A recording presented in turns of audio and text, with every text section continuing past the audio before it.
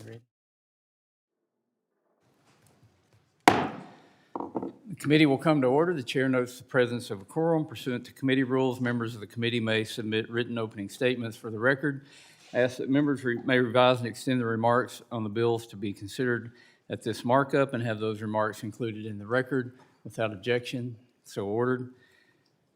Without objection, the chair is authorized to declare recess of the committee at any time. Pursuant to Committee Rule 3I, the chair announces that he may postpone further proceedings today on the question of approving any measure or matter or adopting an amendment on which a recorded vote is ordered. I now recognize myself for an opening statement. Good morning again, and thank you for joining us today for our full committee markup. This morning, the committee will begin with H.R. 5103, the Make the District of Columbia Safe and Beautiful Act. This bill would codify key components of an executive order signed by President Trump this past March to clean up the streets of our nation's capital in two ways. First, it would establish a special commission of federal officers in the District of Columbia, Virginia, and Maryland to help tighten law enforcement in the capital. Second, it would order the Secretary of the Interior to immediately develop plans to actually clean up Washington's popular tourism destinations, as in pick up the trash. Too many Americans find the city's parks, monuments, and landmarks strewn with litter, graffiti, and otherwise in disrepair. Even worse, our public lands in Washington, D.C. have seen out-of-control riots like the pro-Hamas riots at Union Station last year, which have resulted in burned American flags and tens of thousands of dollars in damages to iconic monuments. H.R. 5103 would add permanent statutory authority and accountability to President Trump's long overdue beautification order and quite literally make Washington, D.C. safe and beautiful again. Next, the committee will turn to H.R. 1897, the Endangered Species Act, Amendments Act of 2025.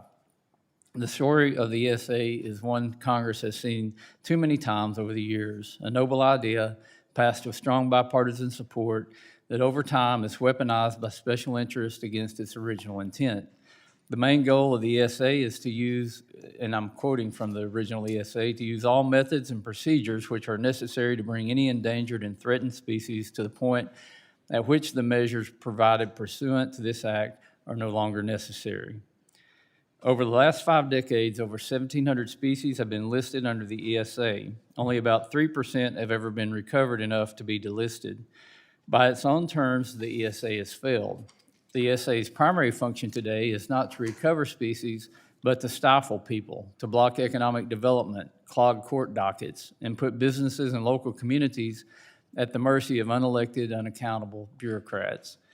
While the ESA as currently written struggles to recover listed species, it has no such trouble proliferating frivolous lawsuits, dubious science, and regulatory overreach.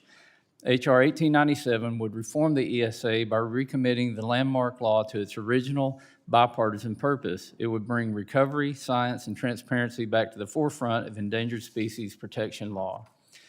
First, the bill would finally encourage people on the ground, including landowners, state officials, and project managers, to invest in species recovery. It would do so by connecting clear metrics to predictable regulatory benefits, aligning the incentives of endangered species and all their human neighbors. H.R. 1897 would also rein in the abuses of agencies that administer the ESA by codifying recent court decisions requiring regulators to base their analysis on objective, fact-based science rather than speculative worst-case scenarios. The bill would finally end the ESA litigation gravy train. It establishes reasonable timelines, it caps attorneys' fees and annual awards to special interest groups, and shields delisting decisions from judicial review during the 5-year monitoring period. It streamlines the federal permitting process, one of the surest ways that this committee can help bring down prices for working families across the country. All told, these reforms will make the ESA more effective, transparent, and aligned with the ESA's original mission. It will better protect endangered species than the status quo. It will incentivize recovery and delisting rather than litigation. And it will once again put the nation's interest, environmental and economic, ahead of special interest. I look forward to discussions today. I yield back and I recognize Ranking Member Huffman for any opening statement he may have. Thank you, Mr. Chairman, and congratulations, everyone. We made it to the end of the first year of the second Trump presidency, and I never thought I would look back nostalgically on the first Trump presidency, but I've got to say that Chaos 2.0, the sequel, is crazier than anything Hollywood could have ever scripted. This year has been marked by some of the most egregious abuses of power in the entire history of our nation. It is a good thing that our democracy has three co-equal branches of government so that we can hold those power abuses accountable and put a stop to gross overreaches. That is, if things were working. But unfortunately, this Republican majority doesn't seem to understand Article 1, has no interest in being an independent branch of government, and hasn't done a single thing to rein in our wannabe king. They sure as heck don't do anything to lower costs either for the American people or to make their lives better. But it is year end, and that's a time when we typically take stock and review what has happened. So let's consider what the Republican majority has accomplished with total control of Washington during this year. You folks started off with a real bang. On day one, Trump unleashed a slew of imperial edicts to cancel clean energy, affordable energy, to reverse the actions that Democrats put in place to help communities deal with extreme weather and climate impacts. And then he unleashed Elon Musk to tear through the government, shuttering services, harvesting America's private data, and firing thousands of public servants and scientists. You folks cheered it on, didn't even ask any questions about it. You spent the first markup in this committee peddling an oversight plan that did nothing whatsoever to stop them. In fact, it was little more than a press release checking items off of polluters' wish lists. And then this summer, you tried to sell off our public lands in the dark of night to pay for your billionaire tax giveaways in the one big ugly bill. You failed because even though you tried to slip it through late that night, the American people were watching, and your constituents, including hunters and anglers, made it loud and clear that they don't want their lands and waters, the places that they treasure, to be given away and destroyed or sold off like assets on a balance sheet, to use the words of Secretary Burgum when he testified here in the committee. But you folks, I know, are still trying. We'll see where that goes. After years of claiming that you supported an all of the above energy strategy, this year we learned that your fingers were crossed. You spent this year enabling Trump's war on clean energy, opening our coast to offshore drilling, dismantling bedrock environmental laws like NEPA and the Endangered Species Act. You turned a blind eye when Trump tore down the east wing of the White House so that he could build a gilded ballroom, I guess for more of these great Gatsby parties. And when he sicked border agents on wildland firefighters who were actively battling a fire in Washington state. You said nothing about any of this. In this very room, you refused to condemn Trump and hold him accountable for trying to erase mentions of slavery, indigenous people, and climate change from our national parks. And of course, your shining accomplishment, bringing this committee's work to a total halt for the longest shutdown in American history because you didn't want to negotiate with Democrats to save health care. And so you skipped town. Now, you won. Congratulations. In a few days, we're going to go off that health care cliff, and millions of Americans are no longer going to be able to afford their health care, the health care coverage that keeps them from dying. So after all of that, after what I think is the worst and most disgraceful Congress anyone has seen in modern history, we need to look ahead to 2026 and ask a simple question. Are you capable of changing course? We hope that you will have a New Year's resolution, that you will decide to work with Democrats who have been here all along, ready to partner with you in good faith to actually solve problems. There are a lot of real problems facing our constituents in the country right now. This committee could be working on those things. I hope you will take this opportunity to change course and do it because it is just the right thing to do. But if you want to think about it in purely political terms, you have one more year to show the American people that you deserve to keep that gavel right over there. And you should do it in your own political self-interest as well. I yield back. Gentleman yields back pursuant to the markup notice is now in order to consider H.R. 5103, the Make the District of Columbia Safe and Beautiful Act. I ask unanimous consent that the Subcommittee on Federal Lands be discharged from further consideration of the bill. Without objection, so ordered. Without objection, the bill will be considered as read and open to amendment at any point. Does any member wish to be recognized for purpose of debate on the bill? I'll recognize myself.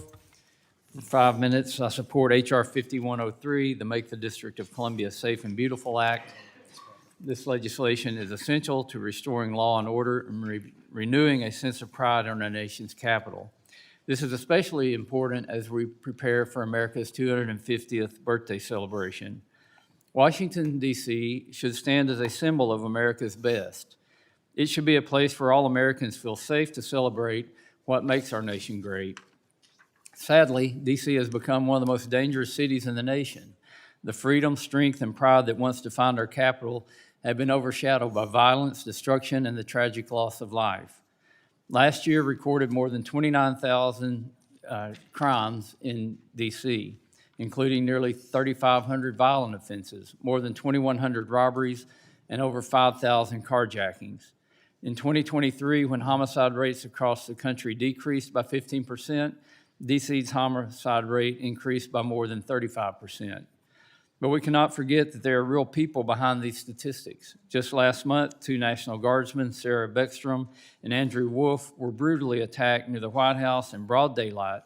In another disturbing incident, 2 young fathers, Mike Gill and A.J. Vasquez, were murdered by the same criminal during an 11-hour carjacking spree. During a legislative hearing on this bill, this committee heard testimony from Felicia Cook, a grandmother who tragically lost her grandson due to violent crime in D.C. Rising crime also threatens D.C.'s economic vitality. I ask unanimous consent to enter into the record a letter signed last year by the leaders of 70 organizations who are, quote, primarily based in the downtown business district where there have been horrifying acts of violence, end quote. These actions threaten their employees and their families. Without objection, so ordered. With an increase in crime has also come a widespread deterioration of public spaces in D.C., which are primarily managed by the National Park Service. Homeless encampments have overtaken parks, some of which have had to shut down to ensure the safety of students at nearby elementary schools.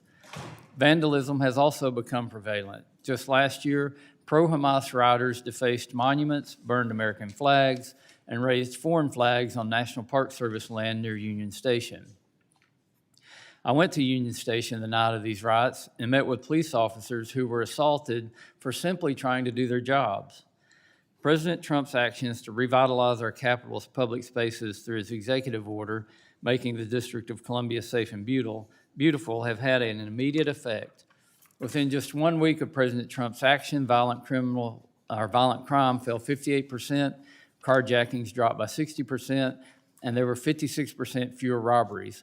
For the first time in years, D.C. went nearly 2 weeks without a single homicide. Since then, nearly 100 homeless encampments on public lands have been cleared. More than 6,700 arrests were made, including dangerous criminals with prior convictions, and 635 firearms have been seized alongside large quantities of narcotics. This legislation before us today is endorsed by both the Metropolitan Police Department Union and the U.S. Park Service Police, because they understand that violence and destruction are not acceptable in our nation's capital. By creating a legal framework for cooperation between federal and local law enforcement, we can make a meaningful step toward ensuring America's capital is safe, strong, and inspiring. H.R. 5103 facilitates improved collaboration and communication between law enforcement entities to keep D.C. safe, beautiful, and prosperous for years to come. I urge my colleagues to support the legislation. I yield back and ask if there's further discussion on the bill. Mr. Huffman, you're recognized.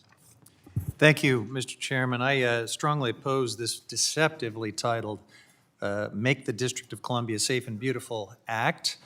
The title is misleading, so I want to clear up a few things. This is not about safety, it's not about beauty, and it's certainly not about democracy. This is a cynical, partisan attack on the fundamental principle of home rule, designed to dismantle and belittle the DC government, and to advance an extreme political agenda that has nothing to do with the real needs of this community or the monuments, parks, and memorials of our nation's capital.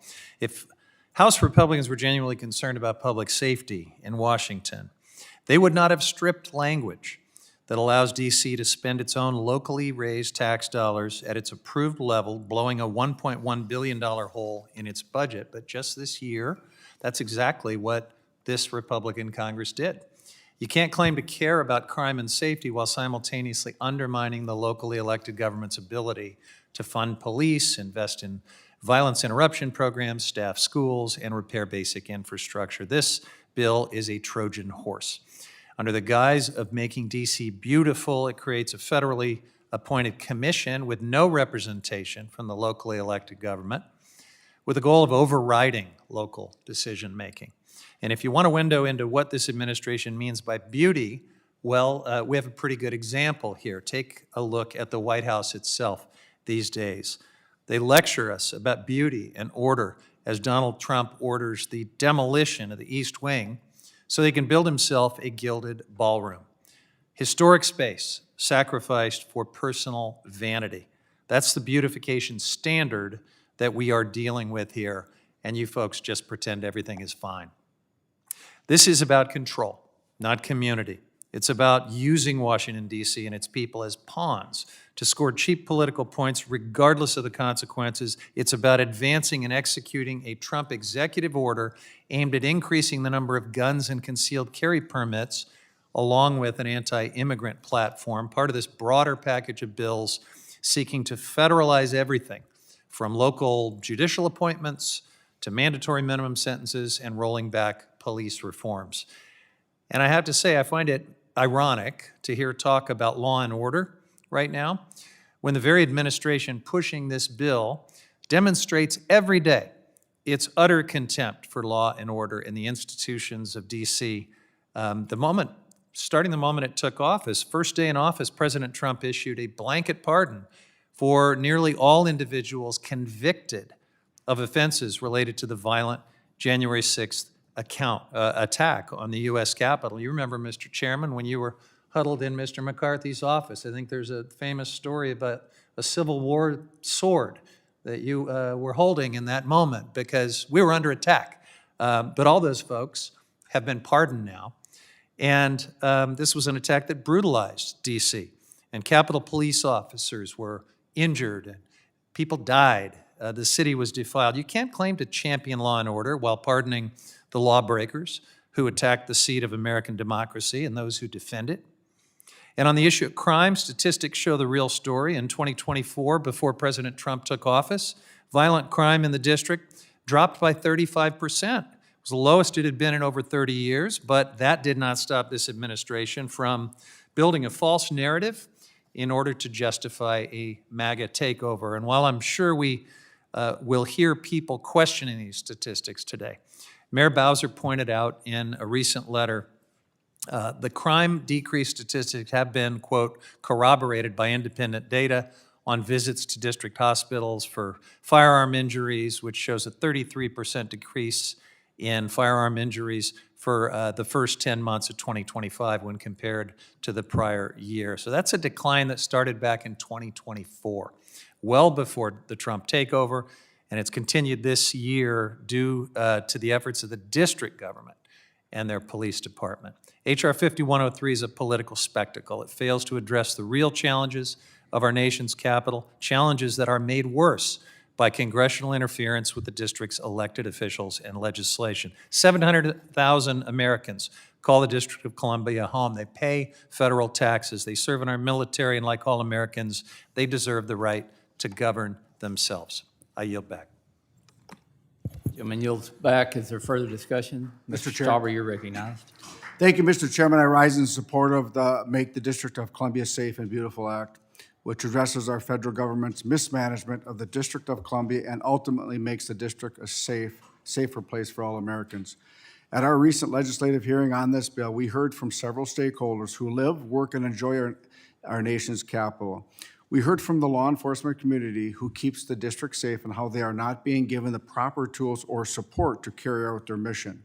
We also heard from a longtime resident of the district whose family was directly impacted by the horrendous violence plaguing the district and the lack of justice her family received.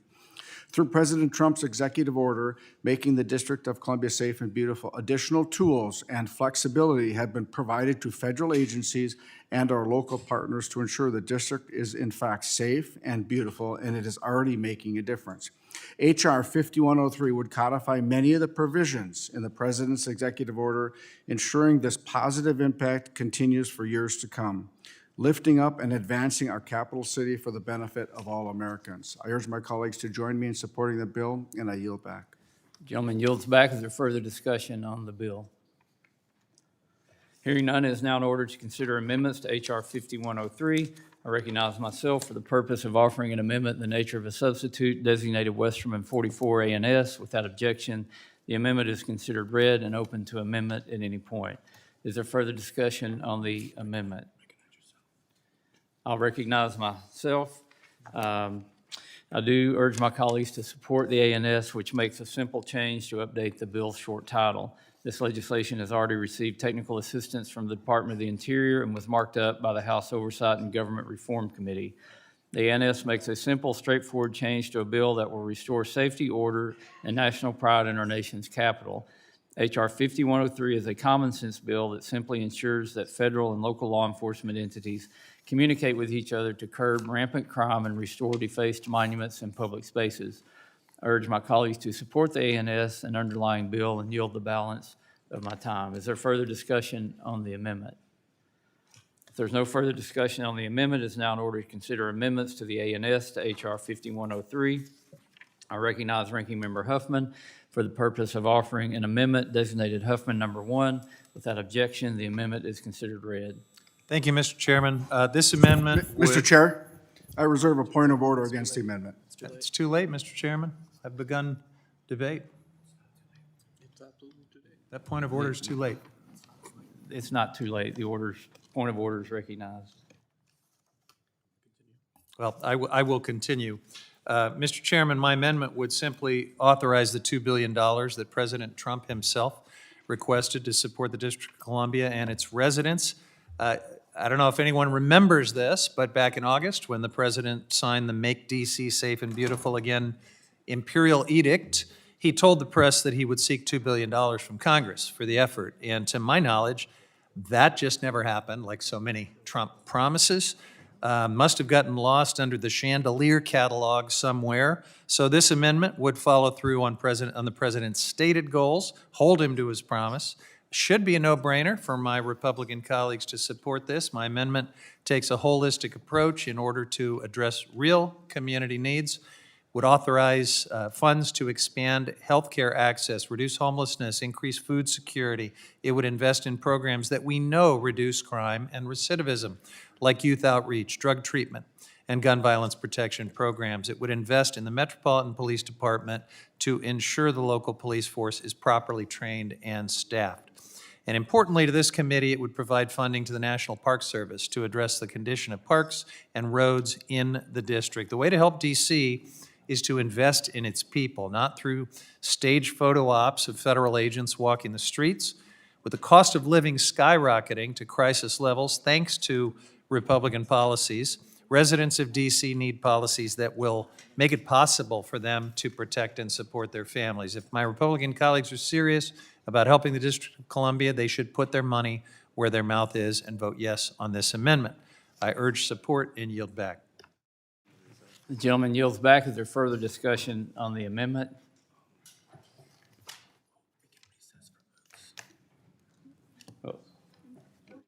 Votes have been called, so we're going to go ahead and recess for votes, and we will. The point of order is reserved on this amendment. The point of order is reserved on this amendment. We're going to recess for votes and come back after votes. The committee's in recess.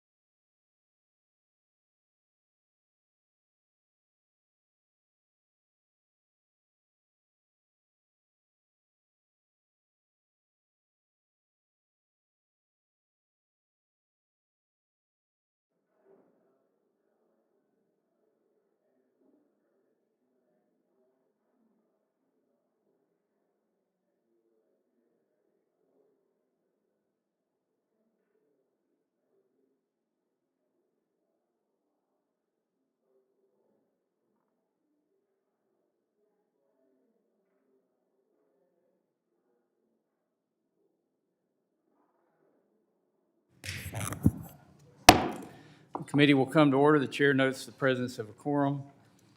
Mr. Recognize Chairman, if I Mr. might. Huffman. Thank you, Mr. Chairman. So I understand you're prepared to rule the amendment that I was just presenting as non-germane, and I just want to demonstrate a little magnanimity because I do think that I had begun debate before the point of order was raised, but rather than put us through the whole drill, I will withdraw the amendment and yield back.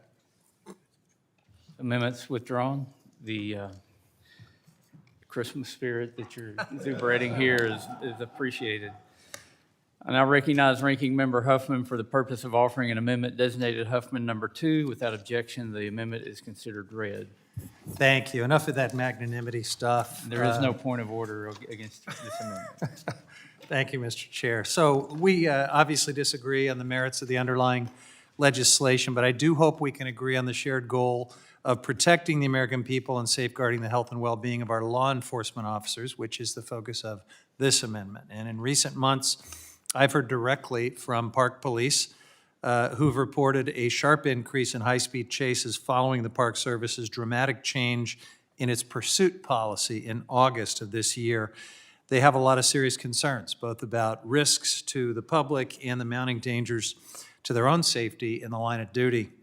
So, Mr. Chairman, you know as well as I do, the streets of D.C. can be challenging to drive through. It was designed by some crazy French architect a long time ago with narrow streets at strange angles, let alone when you talk about high speeds exceeding 100 miles per hour. And what's most troubling about the current policy is that it risks repeating mistakes that we have already studied and documented and paid for with unnecessary deaths. As early as 1990, the Department of Justice's National Institute of Justice warned that high-speed pursuits are possibly the most dangerous of all ordinary police activities and a high risk of loss of life to motorists, bystanders, and officers alike. So despite this well-established body of research and experience, the current Park Police policy allows pursuits for traffic violations as minor as a busted taillight. Representative Ansari and I wrote a letter to the Park Police about this policy just a few weeks ago because it is wildly unnecessary and flat out dangerous. According to court records, since the policy took effect, 4 of every 5 Park Police chases has ended in a crash. Let me just say that again. 4 out of 5 Park Police chases has ended in a crash. And unfortunately, these crashes were not minor collisions. In one case, a vehicle slammed into a Park Police vehicle with such force that it rolled over, snapped a live electrical pole, and required 7 emergency medical units to respond. Just last week, an innocent woman was hospitalized after she was struck by a vehicle under pursuit by Park Police. And we only know this because there was a court case. Without future court cases, we will be in the dark about full damage that is being done by this reckless policy. Mr. Chairman, the officers who raise these concerns are not asking Congress to second-guess the split-second decisions that they have to make in the field. They're asking for evidence-based policy. They are asking not to have to put their lives at risk over a broken windshield wiper. The public deserves the same. My amendment takes a modest but necessary step in that direction. It requires the Park Police and publicly report data on high-speed crashes that result, high-speed chases that result in crashes, injuries, or fatalities, including critically the number of officers injured or killed and the nature of those injuries. No one on this committee wants dangerous criminals to evade justice. Nothing in this amendment suggests otherwise. But effective law enforcement requires good judgment as well as resolve, and it requires learning from evidence rather than ignoring it. This amendment would ensure that Congress, the public, and law enforcement leadership have the information necessary to evaluate whether current policies are keeping officers and the community safe or whether it's making things less safe. Thank you, Mr. Chairman. I urge my colleagues to stand with the rank and file of the United States Park Police and DC's hardworking innocent families and bystanders by supporting this amendment, and I yield back. Gentleman yields back. Is there further discussion on the amendment? I recognize myself. I rise in opposition to the amendment which adds unnecessary and burdensome reporting requirements on the U.S. Park Police that would undermine effective law enforcement in Washington, D.C. This amendment is not about increasing transparency. It is instead about second-guessing brave law enforcement officers in the field and slowing down proactive efforts to address rampant crime, which has frankly been allowed to fester for far too long under soft-on-crime policies. Suggesting that these pursuits are inherently reckless misrepresents reality. U.S. Park Police operate under strict pursuit policies that prioritize public safety and require constant risk assessment by trained professionals. According to the Park Police Union, the public already has access to the pursuit records in question, making this amendment unnecessary. Under previous policy, if the Park Police pulled over a vehicle and the driver just drove away, they would be prohibited from pursuing them. This does not make sense. Since August, the Park Police can now carry out vehicular pursuits, including for vehicles with fake or stolen license plates, unlike the Metropolitan Police Department. Vehicles that have fake or stolen license plates are often indicators of more serious criminal conduct, including armed offenses. In August of this year, during the height of efforts to crack down on D.C. crime, half of U.S. Park Police vehicle pursuits involved vehicles with fake or stolen tags. If history is any guide in D.C., then the last thing we should be doing to reduce crime is handcuffing law enforcement officers who are simply trying to do their jobs. After the D.C. Council passed legislation in 2022 limiting MPD vehicle pursuits, homicide rates in D.C. increased by more than 35% the following year. In contrast, under the Trump administration, restoring law and order to our nation's capital has been a clear priority. As a result of the change in vehicular pursuit policy, the D.C. Safe and Beautiful Task Force has conducted 120 pursuits, leading to 99 felony arrests, the seizure of 50 firearms, and the recovery of multiple stolen or carjacked vehicles. In discussions with the U.S. Park Police Union, they believe this policy change alone has saved many lives. These actions have undoubtedly made D.C. streets safer, and we should commend law enforcement for their efforts to protect our nation's capital.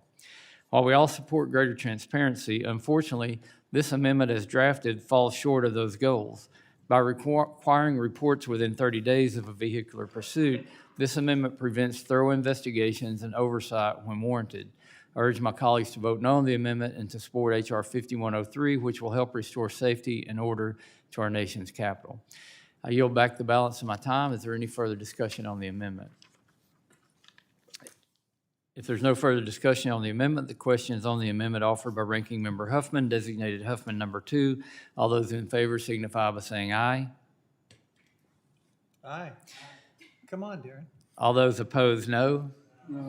The opinion of the chair, the noes have it, and the amendment is not agreed to. A recorded vote has been requested. Further proceedings on this amendment will be postponed. I recognize the gentleman from California, Mr. Huffman, for the purpose of offering an amendment designated Huffman number 10. Without objection, the amendment is considered read. Thank you, Mr. Chairman. So while we're on the topic of D.C. beautification, by now we're all familiar with the destruction of the East Wing of the White House, an iconic symbol of democracy, and the plans for, I guess, what is said to be a $350 million ballroom, but probably a lot more expensive than that. So outrageous that one contractor has already walked. But worse, President Trump went to his ultra-wealthy donor friends, asking them to fund it, and he even threw them a fancy White House dinner where guests were served tomato salad, beef Wellington, butterscotch ice cream with pear jam-filled meringue. I mean, life is good here in the golden age if you happen to be a billionaire who wants something out of the U.S. government. After significant public pressure to make the donors public, the White House released a long list of companies and friends who want something big from the government. Lockheed Martin, of course, has gotten $191 billion in federal government contracts in the last 5 years. That's not enough. They are looking to grow that under Trump. Many donors like Microsoft, NVIDIA, T-Mobile, Amazon, and Meta are fighting potential antitrust action by the administration. And those investigations, just like pardons and everything else with this White House, are for sale. Crypto companies like Coinbase, Ripple, and Tether America would benefit enormously if this administration took away what little protections exist for consumers. And so they're on the donor list too. We asked the White House to show us the agreements that each donor signed. They refused to give those up. But does anyone here really think that these corporations are donating out of the goodness of their hearts, out of patriotism? Does anyone think that this is anything other than an investment strategy on their part? So then on Friday, we learned that Trump is moving to take over DC's public golf courses. This feels a little bit like Captain Bligh in Mutiny on the Bounty, tending to his Tahitian breadfruit trees and plants while everything melted down around him. But that's what Donald Trump has decided to do in this moment. The courses are already leased to a private nonprofit group called National Links Trust. It is dedicated, I quote, dedicated to positively impacting our community and changing lives through affordable and accessible municipal golf. Imagine that. Now, when they learned about the takeover, they offered to work closely with the Trump administration to accommodate his goals, even though construction on rehabilitation of at least one of the courses is already underway. That wasn't good enough for Trump.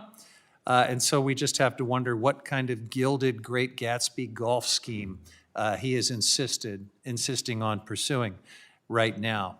He is going to need funding for whatever this latest pet project is, and we've already seen where he goes when he needs that money and doesn't want to talk to Congress. He goes to his piggy bank, his billionaire buddies. And it's bad enough that this administration is undermining efforts to make golf, already out of reach for most Americans, a little more affordable, and canceling a lease without cause, ruining one of the courses by dumping likely contaminated East Wing demolition waste there. But they're focusing on a gilded ballroom and golf courses instead of prioritizing health care for the American people and driving down the cost of living. So the bill before us today talks about private sector participation in the program to beautify the District of Columbia. Unfortunately, what we haven't seen yet are any guardrails around private sector participation, and so we are left to conclude that this will likely be another private sector scandal and boondoggle like everything else this administration has pursued in the District of Columbia. So my amendment would prevent donations from the ballroom or DC golf courses from those with business before the federal government. If the intent of this bill is to beautify DC and engage the private sector, let's make sure everyone benefits. Let's put some guardrails in place so that this is not all just for Trump and his corrupt cronies. I yield back. Gentleman yields back. Is there further discussion? Mr. Gosar, you're recognized. Yes, I'm taken back by the gentleman's Trump derangement syndrome. You know, from that standpoint, why don't we wait till the ballroom's done and see what it looks like? Because I think, it's private sector. He said it was going to be private sector. And let's just see what it is. Because somebody had to build the White House. Somebody had to build the Supreme Court. So somebody's got to build this West Wing. So, and to your point, I am against your amendment, but I would love to see, with what you just said, to publish all NGOs' records if they take a penny or a dollar from the federal government. If they don't have to answer to it. Would the gentleman yield for a question? Yeah. So we've had this discussion, Yes. and we have a disagreement about whether someone filing a lawsuit under the Equal Access to Justice Act should trigger a scorched earth accounting of every dollar they've ever received. We disagree about that. But the gentleman does say that he's interested in transparency. So wouldn't you want to see the same kind of scrutiny for folks that are giving millions and millions of dollars to the president while they have pending investigations? Well, I think he's given you that transparency. He gave you a list, did he not? I'm sorry? He gave you a list, did he not? He's presented a list of those that are. They won't show us the agreements that those donors have signed. Wouldn't you want to see that, what's in there? Maybe, but I'm giving you a chance with this amendment. I would much rather have those if they're taking money from the federal government and using it. Oh, billionaire donors are less of a Well, concern? you guys got more billionaires than we do. We do, you do. I thank the gentleman for the quick detour from reality. Well, no. Gentleman yields back. Is there further discussion? Mr. Soto, you're recognized for 5 minutes. Thank you, Mr. Chairman. You know, with unemployment at its highest rate since 2021 and tepid growth and inflation rising, a lot of Americans are deeply concerned about record amounts of corruption by the Trump administration. I want to make sure the ranking member's amendment is comprehensive and that it covers all the pay-to-play schemes. Ranking Member Huffman, would this count towards the billionaire ballroom? It would, Mr. Soto. You're concerned about that, I about am. the What corruption. What about the pardoning of major millionaire drug dealers and other nefarious characters? If they donated, yeah, if there is a correlation between pardons that are given out and donations to things like this, we would know that. What about the $2 billion pay-to-play cryptocurrency scheme? Yeah, we would have a window into that as well. Would the Qatari plane apply too? If they are a donor, yes. What about lavishing local DC golf courses? Yeah, that too. Well, I think this is a step in the right direction, and I appreciate you bringing it. Thank the gentleman. Gentleman yields back. Is there further discussion on the amendment? I recognize myself. I rise in opposition to this amendment, which is both unnecessary to this legislation and would have a complete chilling effect on private donations to the National Park Service. This hastily drafted amendment states that, quote, "no person or entity acting directly or indirectly," end quote, "on behalf of the National Park Service may solicit private contributions to improve the White House or National Park Service-owned golf courses in D.C. This would literally prohibit nonprofit organizations like the National Links Trust, which currently operates the golf course in question, from continuing to solicit private donations, even though they have no say in federal contracts or procurements. It would also prohibit congressionally chartered nonprofits like the National Park Foundation, whose mission is to improve the National Park Service, from donating to improve areas like President's Park or the White House because they have cooperative agreements with park units across the country.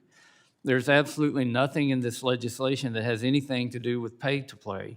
This bill is about addressing rampant crime and restoring safety, order, and beauty in Washington, D.C., and this amendment is simply just a distraction. Now, you may ask, if this amendment doesn't address pay to play, what does? And there's already a comprehensive set of ethics regulations and statutes on the books, including Section 201 and 208 of Title 18 of U.S. Code, that prohibit federal officials from taking bribes or having conflicts of interest, making this amendment unnecessary. These statutes are stringently enforced and carry significant penalties, including jail time. Presidents of both parties have accepted private donations to finance White House renovations in the past, including Presidents Obama, Ford, and Kennedy. I'm not sure what the purpose of this amendment is and why we believe that only taxpayers should foot the bill for renovating the White House. But if there are private donors who are willing to step up and privately contribute to improving and beautifying our nation's capital, I think we should let them. This amendment is deeply misguided. Although throughout the country, nonprofits and philanthropic partners play a critical role in maintaining and improving our national parks, monuments, memorials, and public spaces, that should be no different here in Washington, D.C. For these reasons, I oppose the amendment and yield back. Is there further discussion on the amendment? Ms. Randall, you're recognized. Thank you, Mr. Chair.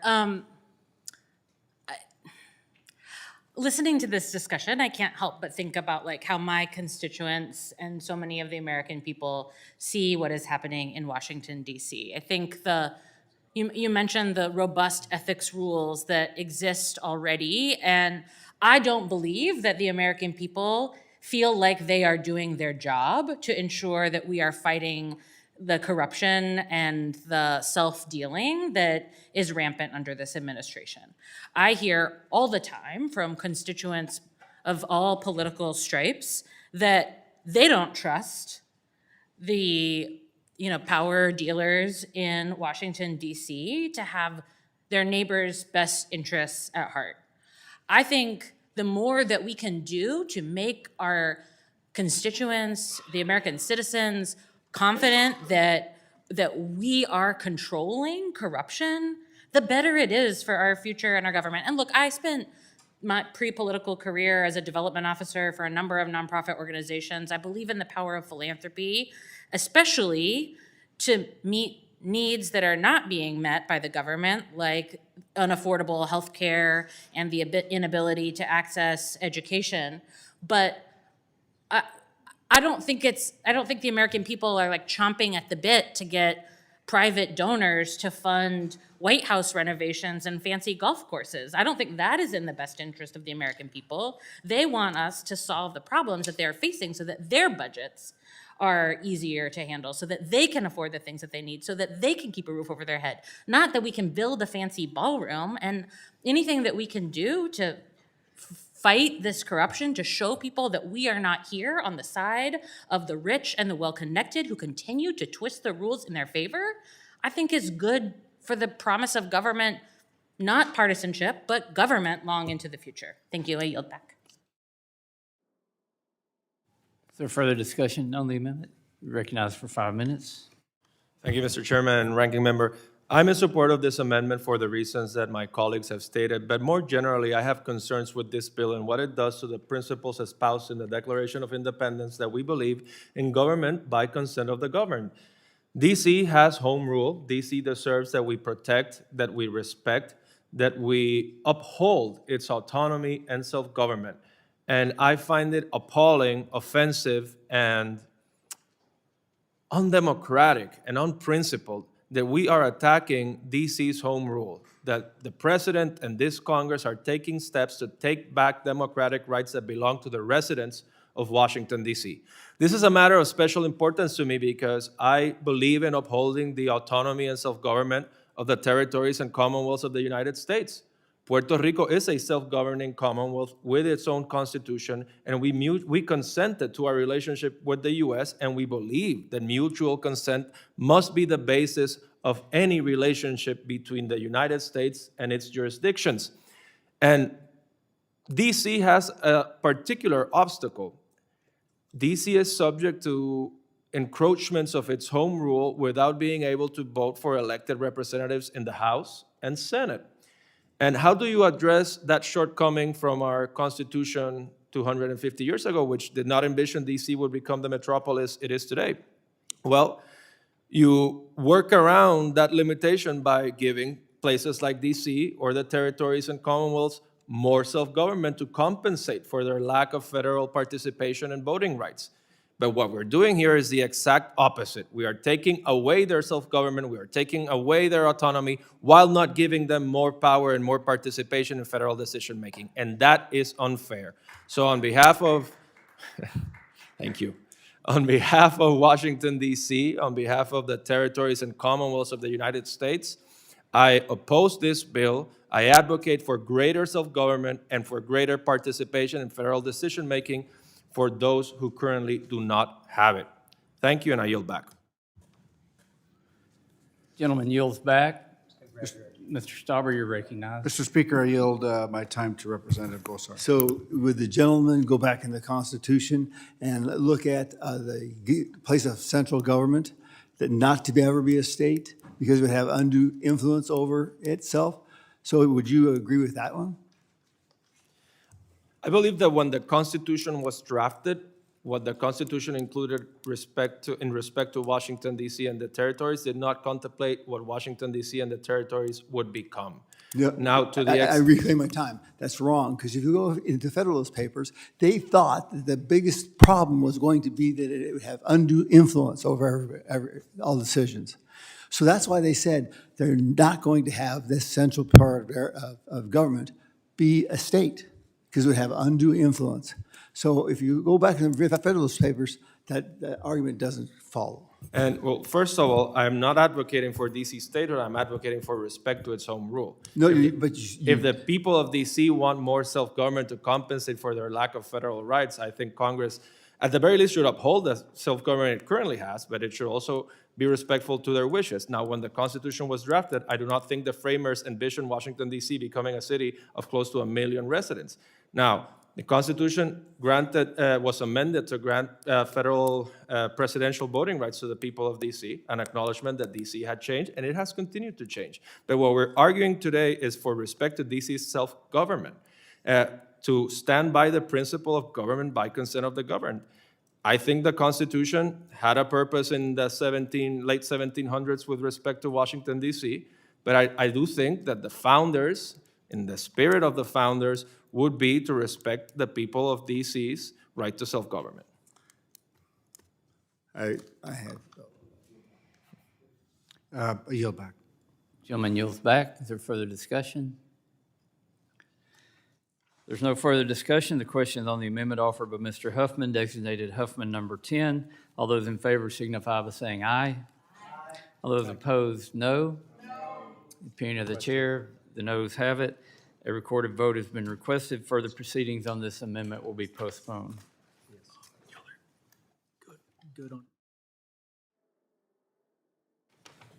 Pursuant to the markup notice, it is now in order to consider H.R. 1897, the ESA Amendments Act of 2025. Ask unanimous consent that the Subcommittee on Water, Wildlife, and Fisheries be discharged from further consideration of the bill. Without objection, so ordered. Without objection, the bill will be considered read and open to amendment at any point. Does any member wish to be recognized for the purpose of debate on the bill? Mr. Huffman, you're recognized. Thank you, Mr. Chairman. So at a time when wildlife around the country are facing unprecedented threats from habitat loss, climate change, pollution, this committee really should be focusing on strengthening the laws that protect nature and the communities that depend on it. Thriving nature supports thriving communities, and when ecosystems fail, people pay the price. Unfortunately, Mr. Chairman, your ESA Amendments Act does the opposite. The bill is deeply harmful to wildlife. Nothing in it will lead to faster, better, or more scientifically defensible species recovery. In fact, if it's enacted, it will ensure species are listed as endangered or threatened in a way that's too late, after populations are already in crisis. And once they're listed, the protections will be hollow if this becomes law. Species will carry that label without the tools needed to prevent extinction or to make meaningful progress to recovery. This bill dismantles incentives for real conservation. It will let you essentially slap the word conservation benefit on nearly any activity to avoid environmental review, to avoid interagency consultation, and receive coverage for incidental take without demonstrating actual benefits to imperiled species. That's not conservation. That is a giant loophole. Republicans often say habitat restoration is the holy grail of wildlife conservation, but this bill shrinks what counts as habitat and ignores the reality that rivers, migration corridors, and connected landscapes are essential to wildlife and to the people who rely on healthy ecosystems for clean water, for flood protection, and local economies. It also eliminates mitigation tools that help projects avoid jeopardy to species. The result is lose-lose. Either projects grind to a halt due to legal and regulatory chaos, or species are pushed closer to extinction because the law no longer provides a path to reduce harm. And all of this comes with shockingly low funding for authorizations. The ESA is already chronically underfunded, and this bill guarantees fewer recovery investments, slower permitting, longer delays in listing and delisting decisions, and a lot more uncertainty for everyone involved. This bill is really bad for wildlife, but it is also bad for states, tribes, landowners, industries, and communities that need a functioning, science-based ESA to protect and recover species and to plan their projects responsibly. Whether it's energy development, water infrastructure, mining, or transmission, stakeholders and end users benefit from clear rules, from adequate staffing, and from credible science, not confusion and hollow protections. It's important to be clear about what this bill replaces. A functioning ESA provides predictability because it's grounded in science, in clear standards, and it has adequate resources. It gives agencies the tools to work early with states and tribes and landowners, and project proponents will work with them to avoid harm before it occurs. And by stripping away those tools and starving the program of resources, this bill creates more conflict, more litigation, and worse outcomes for wildlife and people. Weakening the law does not make hard decisions go away. It simply makes them messier, riskier, and more expensive, which is why I call this bill the Extinction and Endless Litigation Act of 2025. Now, we do talk about a common goal that we should share. We should be having serious conversations about what actually drives success, how to incentivize collaborative conservation, and how agencies can better deliver on the ESA's mandates. But we can't do that by recycling decades-old industry wish lists and carving science out of the law. We are running out of time. The biodiversity crisis is not some abstract concern for future generations. It is happening right now. And yet, once again, we're forced to defend the very laws that have kept species from dying out forever. We can do better than this. This committee can work to strengthen recovery, to improve collaboration, and to deliver more certainty for everyone involved. This bill fails that test, and we should start over. I yield back. Gentleman yields back. Is there further discussion? Ms. Hageman, you're recognized. Thank you, Chairman Westerman. I am in favor of this legislation and urge all of my colleagues to support it. Chairman Westerman, I want to thank you for your leadership on this effort. It has truly been an honor as the Chair of Water, Wildlife, and Fisheries to collaborate with you on much-needed modernization of the Endangered Species Act. The purpose of the ESA is to use federal resources to aid in the conservation and recovery of threatened and endangered species, and to delist those species from federal jurisdiction once that recovery is achieved. Much like the other environmental statutes of the 20th century that this committee has prioritized for strengthening, the ESA's intent has been fundamentally distorted and undermined through decades of expansion via regulation, environmentalist lawsuits, and more. Today, it is used more to control land and water than for species recovery. In Wyoming, we live every day with the consequence of this failed law, as we are a prime target for its abuse, despite the fact that our preeminent Game and Fish Department and other state agencies are second to none in terms of effective wildlife, fishery, range, and water management. Let's just look at one example of how radical environmentalists and activist judges have abused the Endangered Species Act.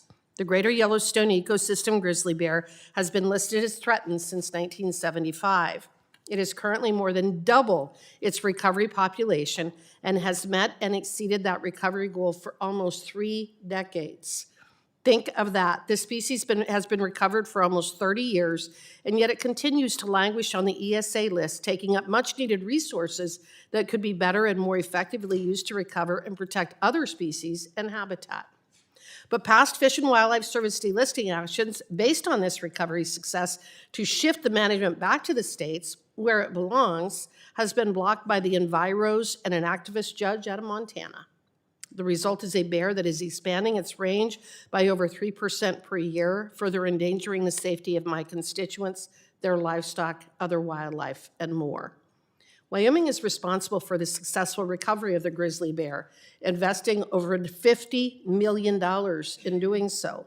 Wyoming has every incentive to continue to protect a recovered grizzly population and has shown the skill and dedication for doing so.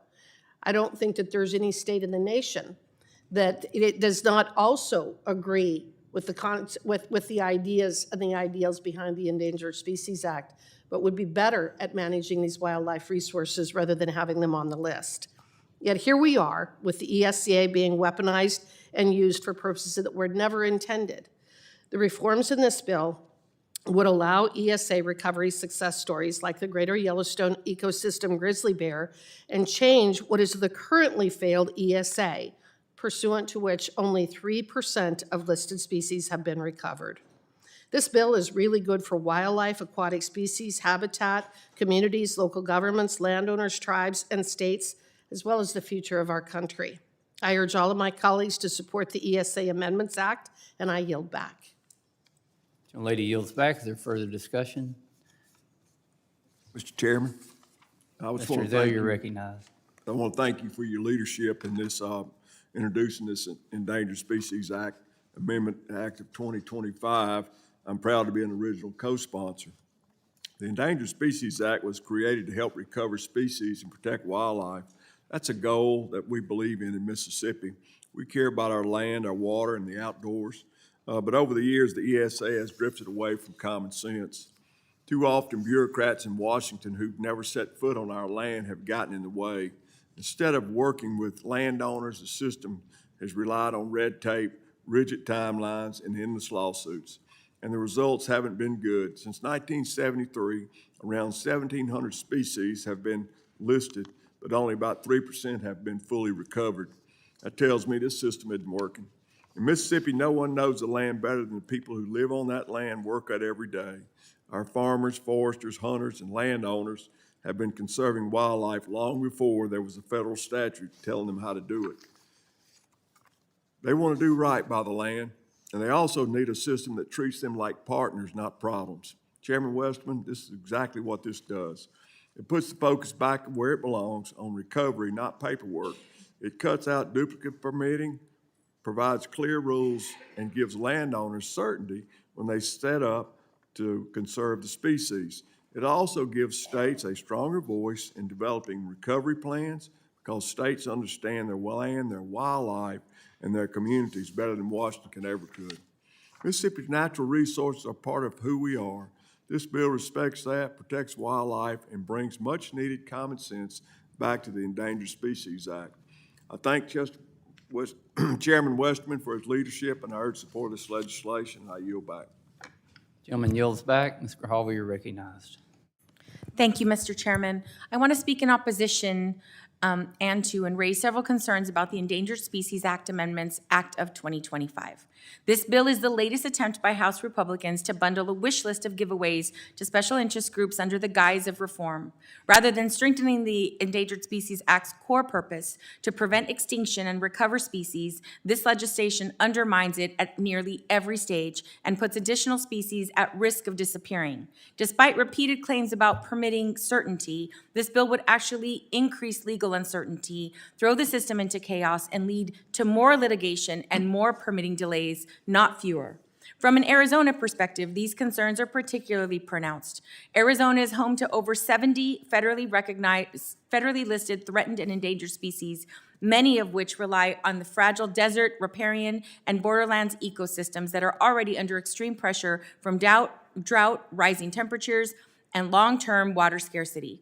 The Endangered Species Act has long served as a science-based backstop, ensuring that federal actions account for ecological reality before irreversible harm occurs. This bill weakens that backstop. First, the bill narrows the definition of habitat, including restrictions on protecting unoccupied areas. In Arizona, recovery depends on connectivity and movement across landscapes, especially in places like Sky Islands and along the borderlands. Treating habitat as static or discounting areas because a species has not occupied them recently ignores how species actually recover in arid and rapidly warming environments. Second, the bill cuts back environmental review by expanding exemptions from NEPA for incidental take permits.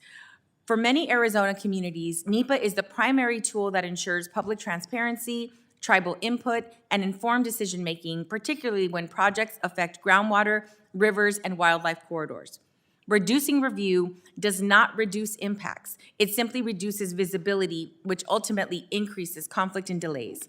Third, the bill weakens Section 7 consultation by prohibiting mitigation or offsets as part of a reasonable, prudent measures. Mitigation is often what allows projects to move forward responsibly while still avoiding jeopardy to species. Removing these tools does not create certainty. It removes flexibility and increases the likelihood that projects will stall or fail.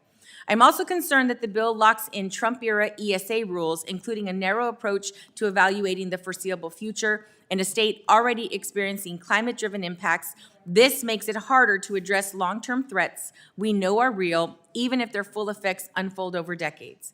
Finally, while the bill references tribal information, it fails to require meaningful government-to-government consultation. Tribal nations in Arizona and across the nation have treaty rights, cultural connections to species, and generations of ecological knowledge. Excluding that expertise will only deepen conflict and delay outcomes. Taken together, these provisions do not streamline or modernize the ESA. They destabilize it, weaken science-based decision-making, and create the very uncertainty this bill claims to solve. Thank you, and I yield back.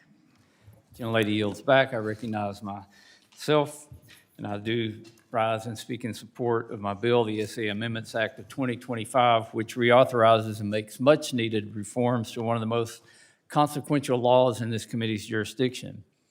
At its best, the ESA is an important tool that can help recover iconic species such as the bald eagle, California condor, and grizzly bear. More often, at its worst, it serves as a weapon to hinder essential infrastructure projects, water delivery to American farmers, and the health of our forest with limited to no benefit to the species it is supposed to recover. I've told the story of Aesop's fable in this committee room more times than I can count, but I think today's an appropriate time to tell it again.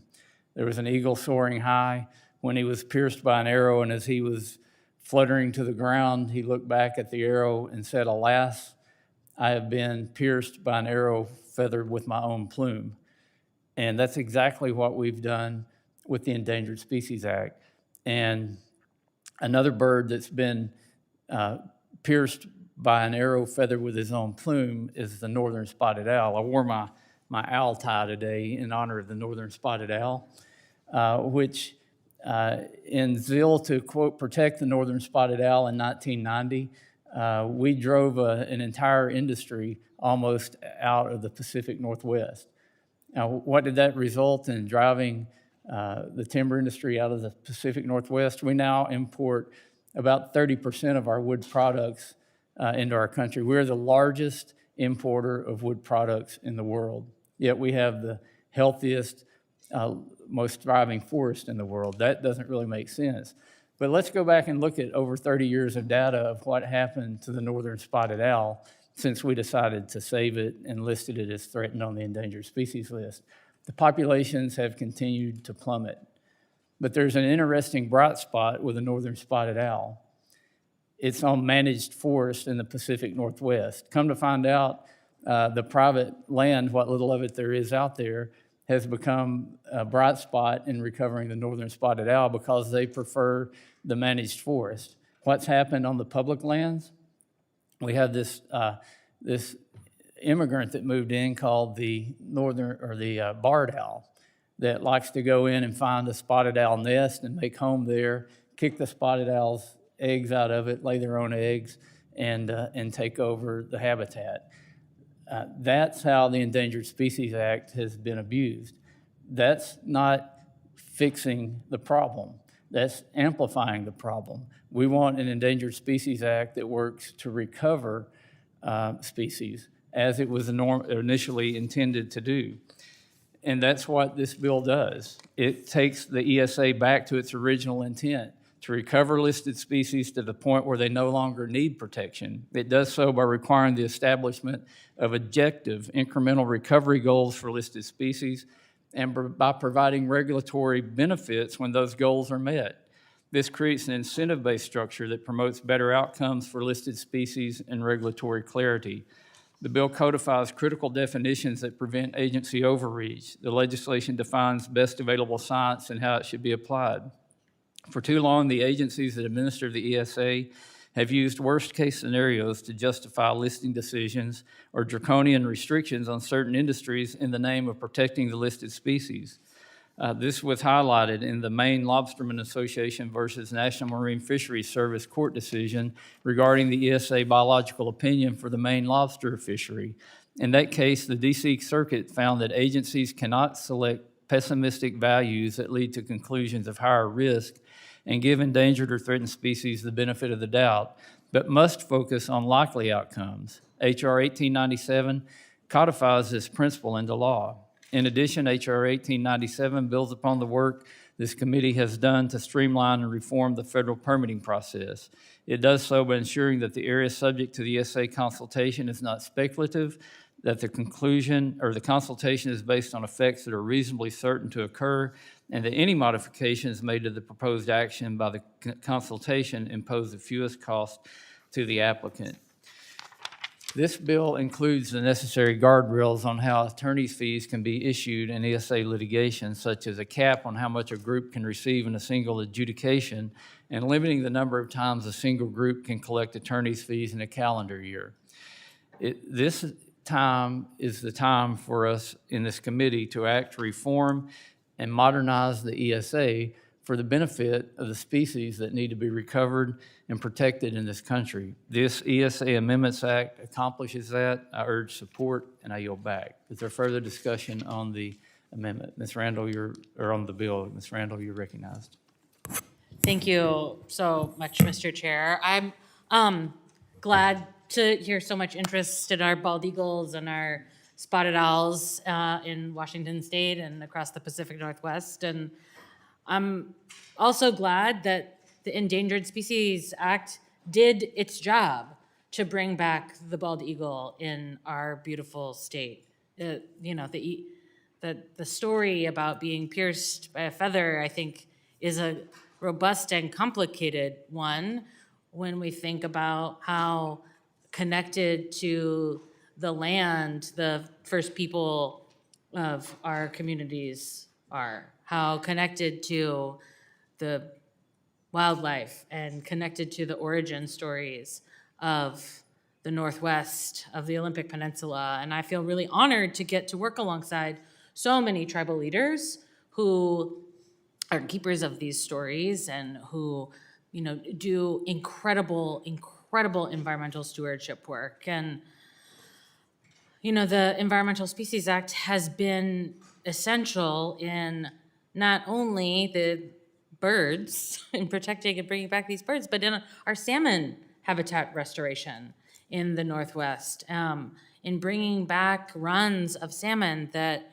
had previously been severely diminished. The stories that tribal elders tell about when they could walk across the salmon on the river are so important to what these lands and waters are and have been since time immemorial, and what they should be for the next 7 generations. And instead of strengthening recovery efforts for important species, for salmon, for our waters, for wildlife, the amendments in this bill, or this underlying bill, weaken the very guardrails that prevent extinction, like protections for critical habitat. This legislation substitutes political judgment for scientific expertise. And I know, science isn't cool right now. We're seeing it defunded hand over fist. But in order for us to maintain the protections that we have worked so hard for and the potential for future restoration of critical species, we have to ensure that we are using science-backed decision-making process and not political judgment and not vibes.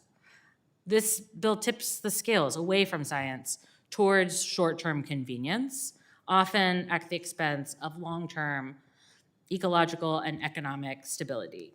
And the stakes are so clear in our effort to recover wildlife in healthy ecosystems that support fisheries and clean water, which in turn aren't just there for the environment, right? They boost outdoor recreation, they boost local economies, they allow the people in my district whose livelihoods depend on the health of Washington State's $22.5 billion outdoor economy to thrive. The ESA, the Endangered Species Act, is essential to our work to create a robust and thriving economy, which is never going to look like the timber industry of the 80s. The folks in timber know that the timber industry in Washington State is never going to look like the timber industry of the 80s, and they don't want it to. They want to be a part of building a long-term and lasting, robust economy that balances the environmental protections with economic gain. And one of the things that's really damaging the timber industry in Washington State is a defunding of some of the programs that create pathways to career and technical education, and the tariffs that are causing prices to skyrocket. So, you know, this is not a policy that I can support, not on behalf of my constituents, not on behalf of communities like mine across the country, and I yield back. Is there further discussion on the bill? Madam Chair. Mr. Stauber? Thank you, Madam Chair. I rise in support of the ESA Amendments Act and want to commend the chairman for his work in developing a sensible package that reforms the well-intentioned yet broken Endangered Species Act, finally bringing it in line with the law's original intent. As we all know quite well, the Endangered Species Act is a noble law. Over the past half-century, it's helped us save and rebuild endangered and threatened species across the nation. But as we've also learned over the past 50 years, there are serious flaws in the law that we desperately need to address.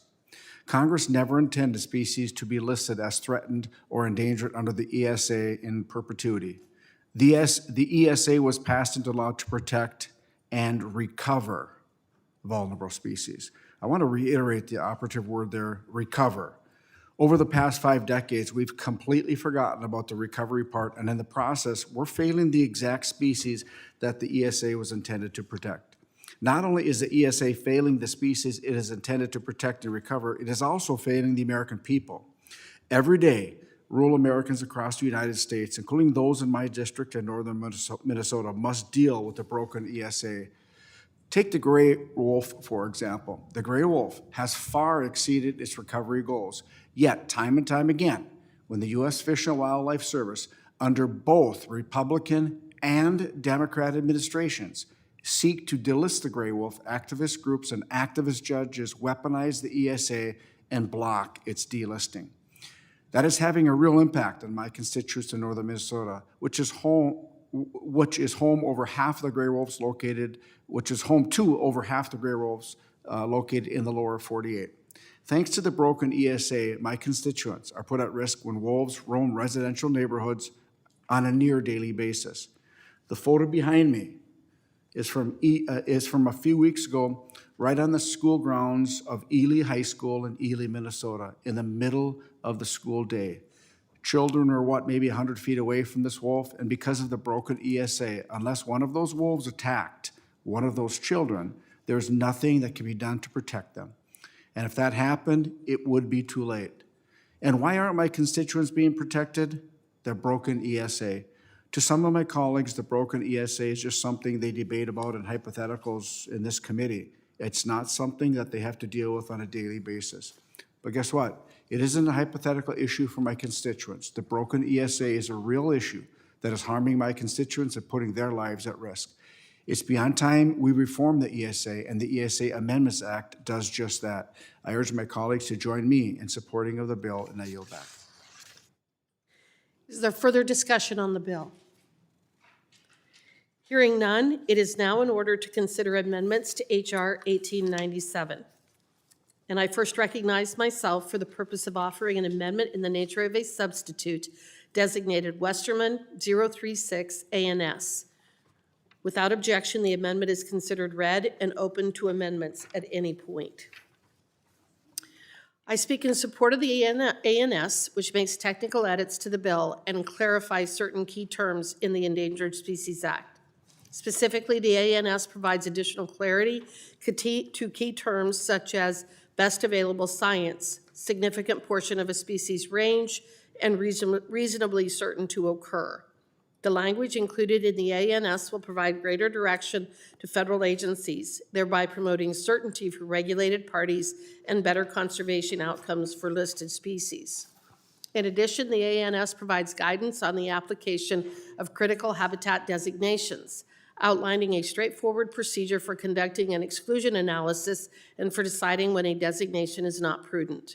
This codifies language from the 2019 Trump administration rulemakings, which has been replicated in recently proposed rulemakings.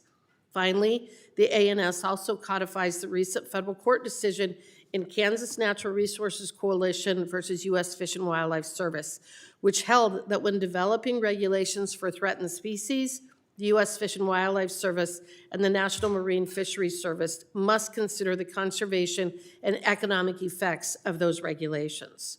I urge my colleagues to support the ANS, and I yield back. Is there any further discussion on the amendment? If there's, the chair now recognizes Ms. Stansberry.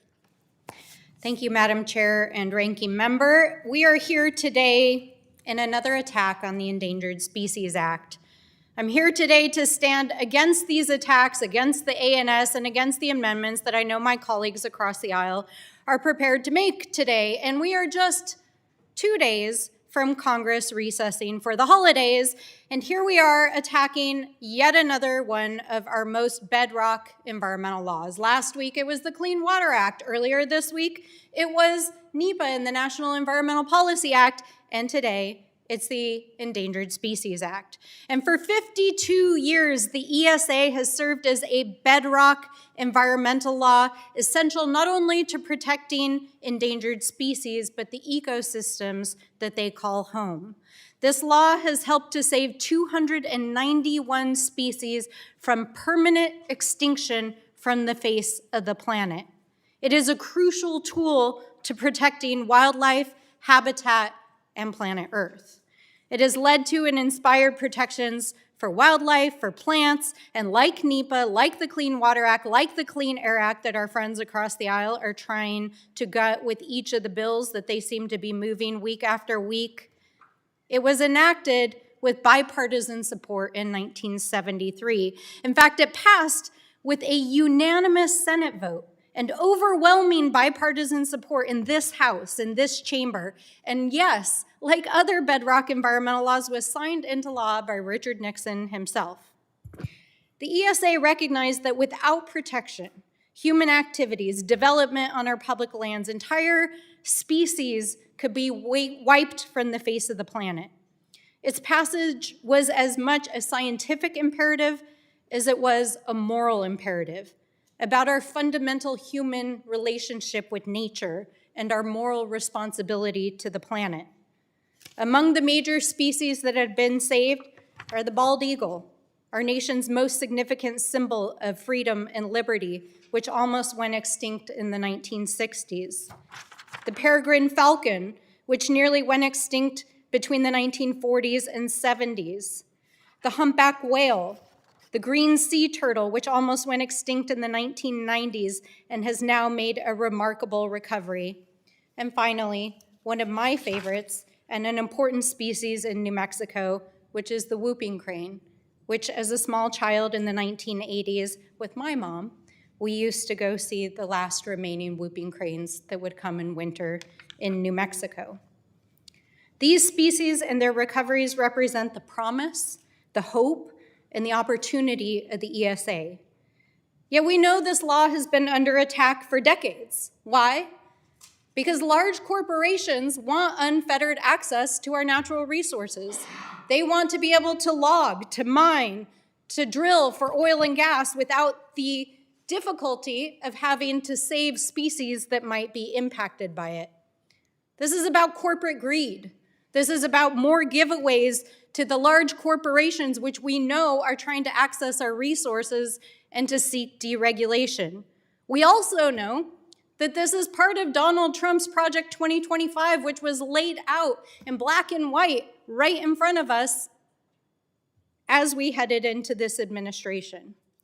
And so not only am I opposed to the ANS, to the underlying bill, I am opposed categorically to the undermining of the environmental laws that were passed by this body and which for the last several generations have ensured that the American people have access to clean drinking water, the American people have access to clean air to breathe, the American people can still marvel at the wonder of nature, and that the American people have a say in the laws, in the public process that ensures that the environment is protected and the lands that they hold sacred and dear are protected for generations to come.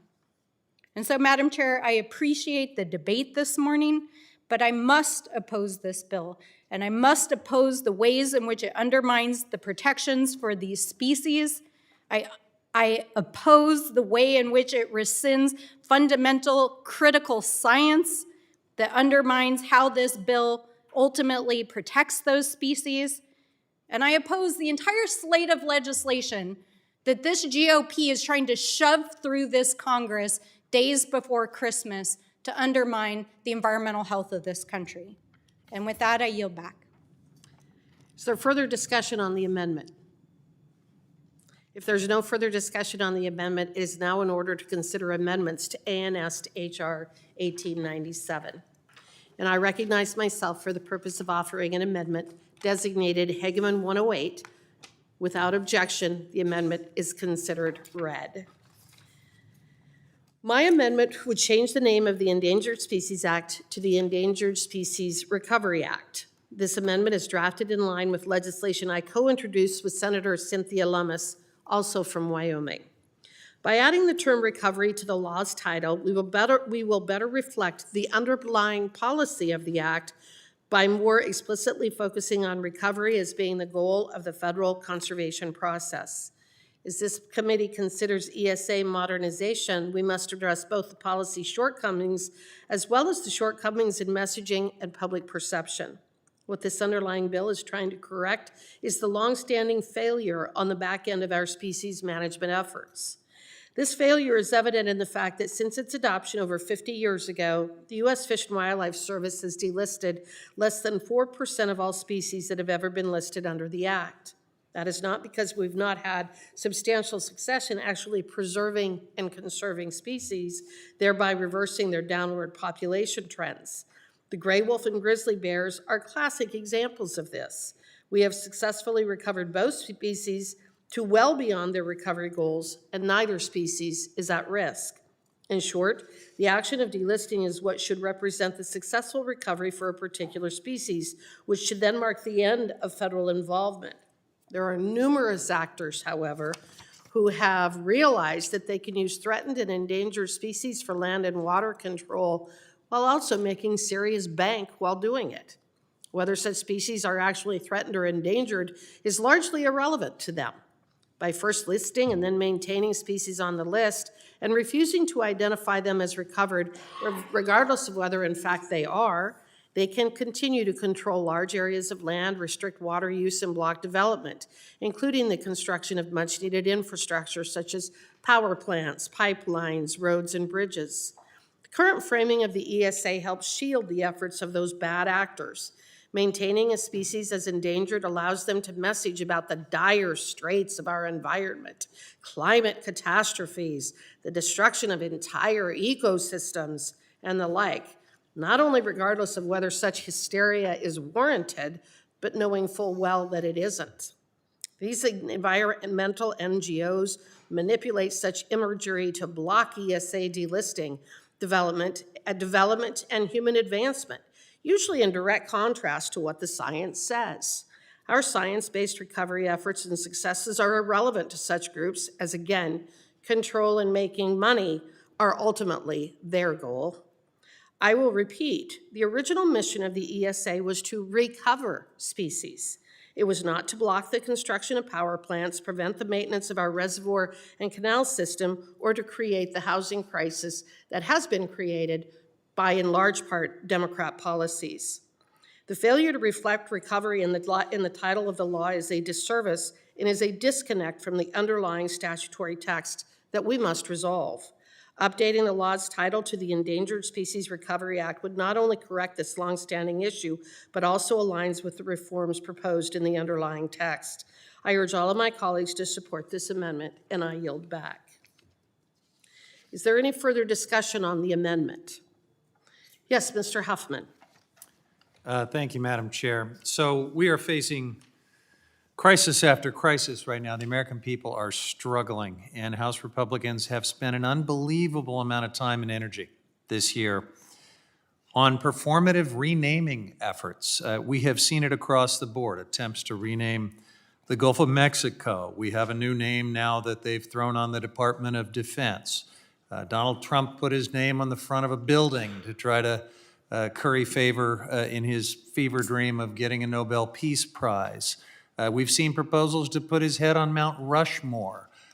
So much political theater, and now we have an amendment to rename the Endangered Species Act. I can think of so many better ways to use this committee's time and to use taxpayer resources than wasting countless hours and resources updating maps and documents for pointless pet projects. This amendment is a waste of time and a waste of ink, and it is emblematic of the problems with House Republicans' approach to the Endangered Species Act. Look, we want to see recovery. There's no doubt about it. But slapping a label on a bill does not get you any closer to recovery, just like slapping labels, as this bill does, conservation, recovery, unless it's backed up by substance, it is just window dressing, it's just gaslighting. This is a bill that will undermine conservation and recovery, and you folks are thinking you can rename the Endangered Species Act and claim a win. So ask yourself this question. If this ESA Amendments Act becomes law, will the ESA have improved recovery outcomes for imperiled species? Will it deserve to have recovery in its actual name? If a species is sliding towards extinction, declining for decades, and finally gets to the top of the new priority list in this bill, what happens once it's listed? Not much. If it's a threatened species, it doesn't get any automatic protections anymore if this becomes law. If it needs habitat to expand into, that won't happen because this law won't allow it. If a project impacts the species population, there will be fewer measures to avoid harm or mitigate impacts, if any are required at all. If the species is on private land, good luck, because there will be very little that anyone can do to improve recovery on those lands under this bill, and it's probably facing unlimited take consequences. But don't worry, we may end up with a patchwork of state rules replacing the consistent national standards that we have right now. So this bill says it's incentivizing recovery. I just don't see how. By gutting the service's recovery budgets, by making sure anything that special interests want can be labeled as a quote-unquote conservation benefit. I try to keep reinforcing this, but the species gets the ESA label under this proposed legislation, and then nothing meaningful comes with it. That is window dressing. That is protection on paper. That is not a real path to the thing you say you care about, that you want to put in the name of this law, recovery. The outcome is what matters, and the outcome is entirely at odds, if this becomes law, with the original purpose of the Endangered Species Act. So let's stop the gaslighting. Let's stop wasting our time and wasting resources trying to fool people with performative renaming exercises. Let's actually roll up our sleeves and work on solutions to achieve the purpose of the Endangered Species Act. I yield back. Is there further discussion on the amendment? Mr. Stauber? Yeah, Representative Hageman, I appreciate you bringing this amendment up. As our former esteemed colleague from the great state of Alaska, Representative Young, said, they were never meant to be put on there permanently, and only 3% of the species have come off.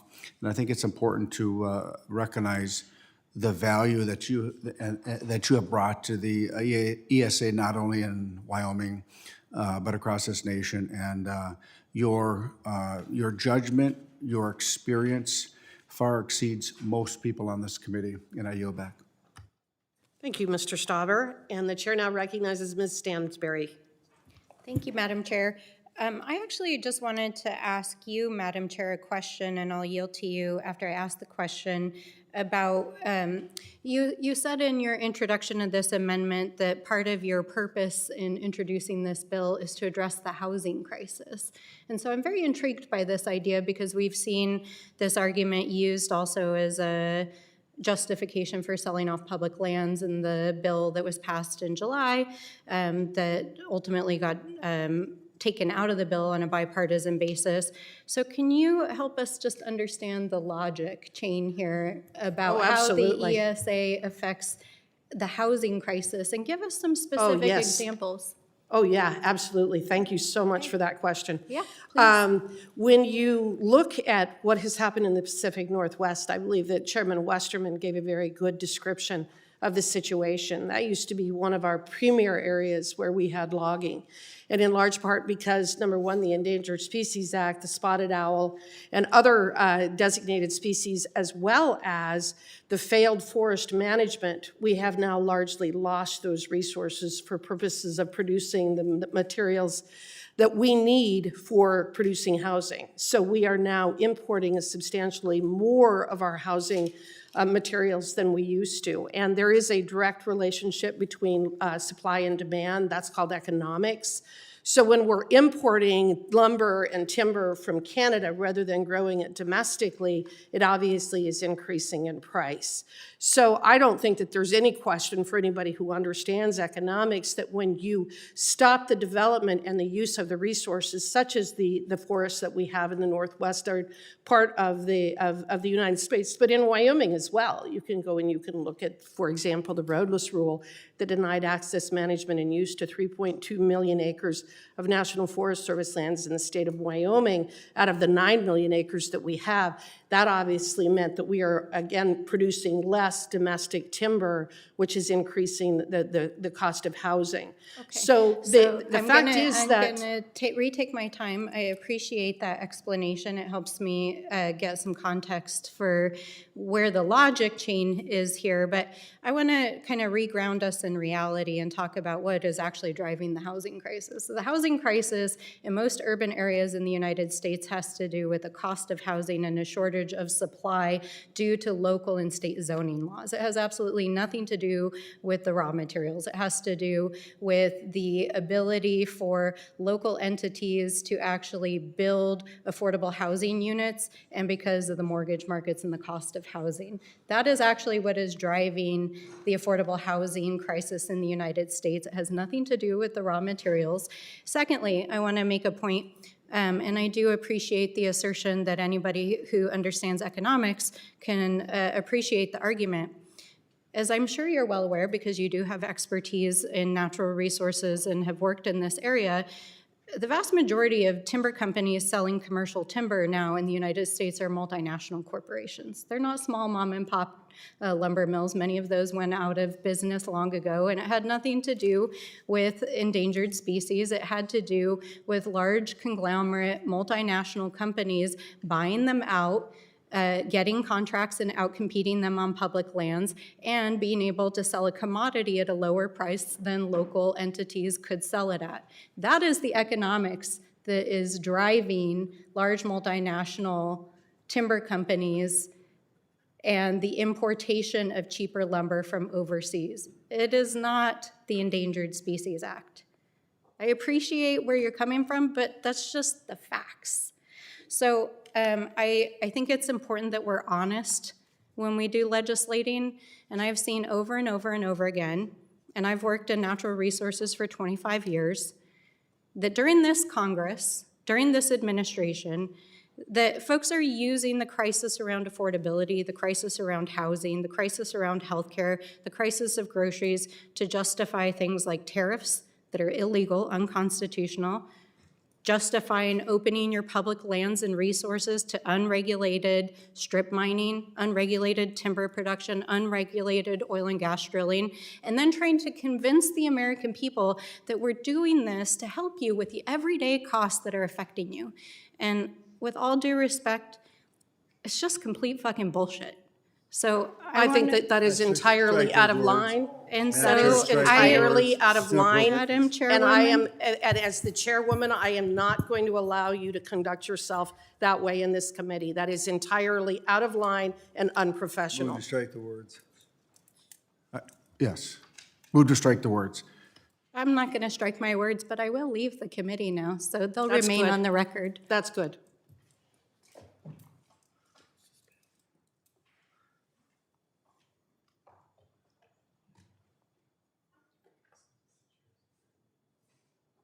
No, I'd like to, I request that she strike her words. Move to censure. Absolutely shocking. And I would request an apology from your side of the aisle for that behavior.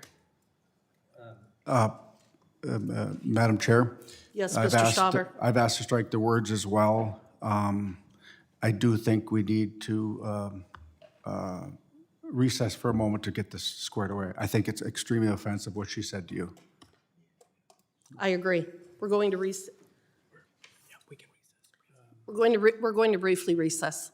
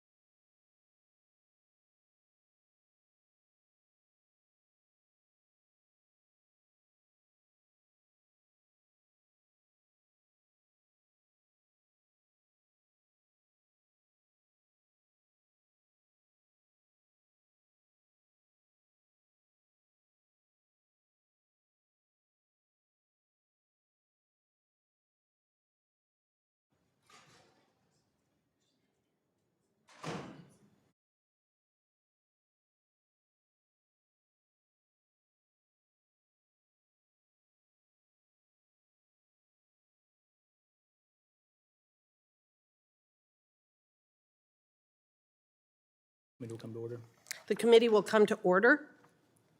The chair is prepared to rule. Based on precedent, the chair finds the words are unparliamentary and the point of order is sustained.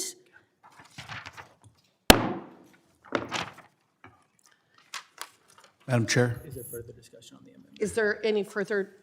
Yes, Mr. Stauber. may I speak out of order for 30 seconds? Yes. I want to, Mr. Huffman and I have our battles, okay? I agree. I was sitting behind you as he was talking, and Mr. Huffman, I appreciate you saying that was totally out of line and a bridge too far. We can have our disagreements, but I appreciate what you did, and I yield back. Thank you. The gentleman yields back. Is there any further discussion on the amendment? Mr. Gosar.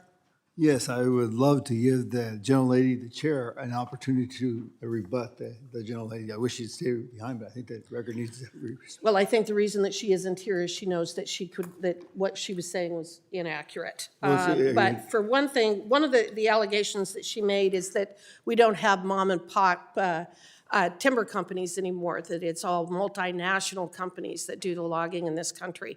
Well, why does she think that that has happened? It's because the mom and pops were put out of business. We see that, have seen that year after year after year in Wyoming.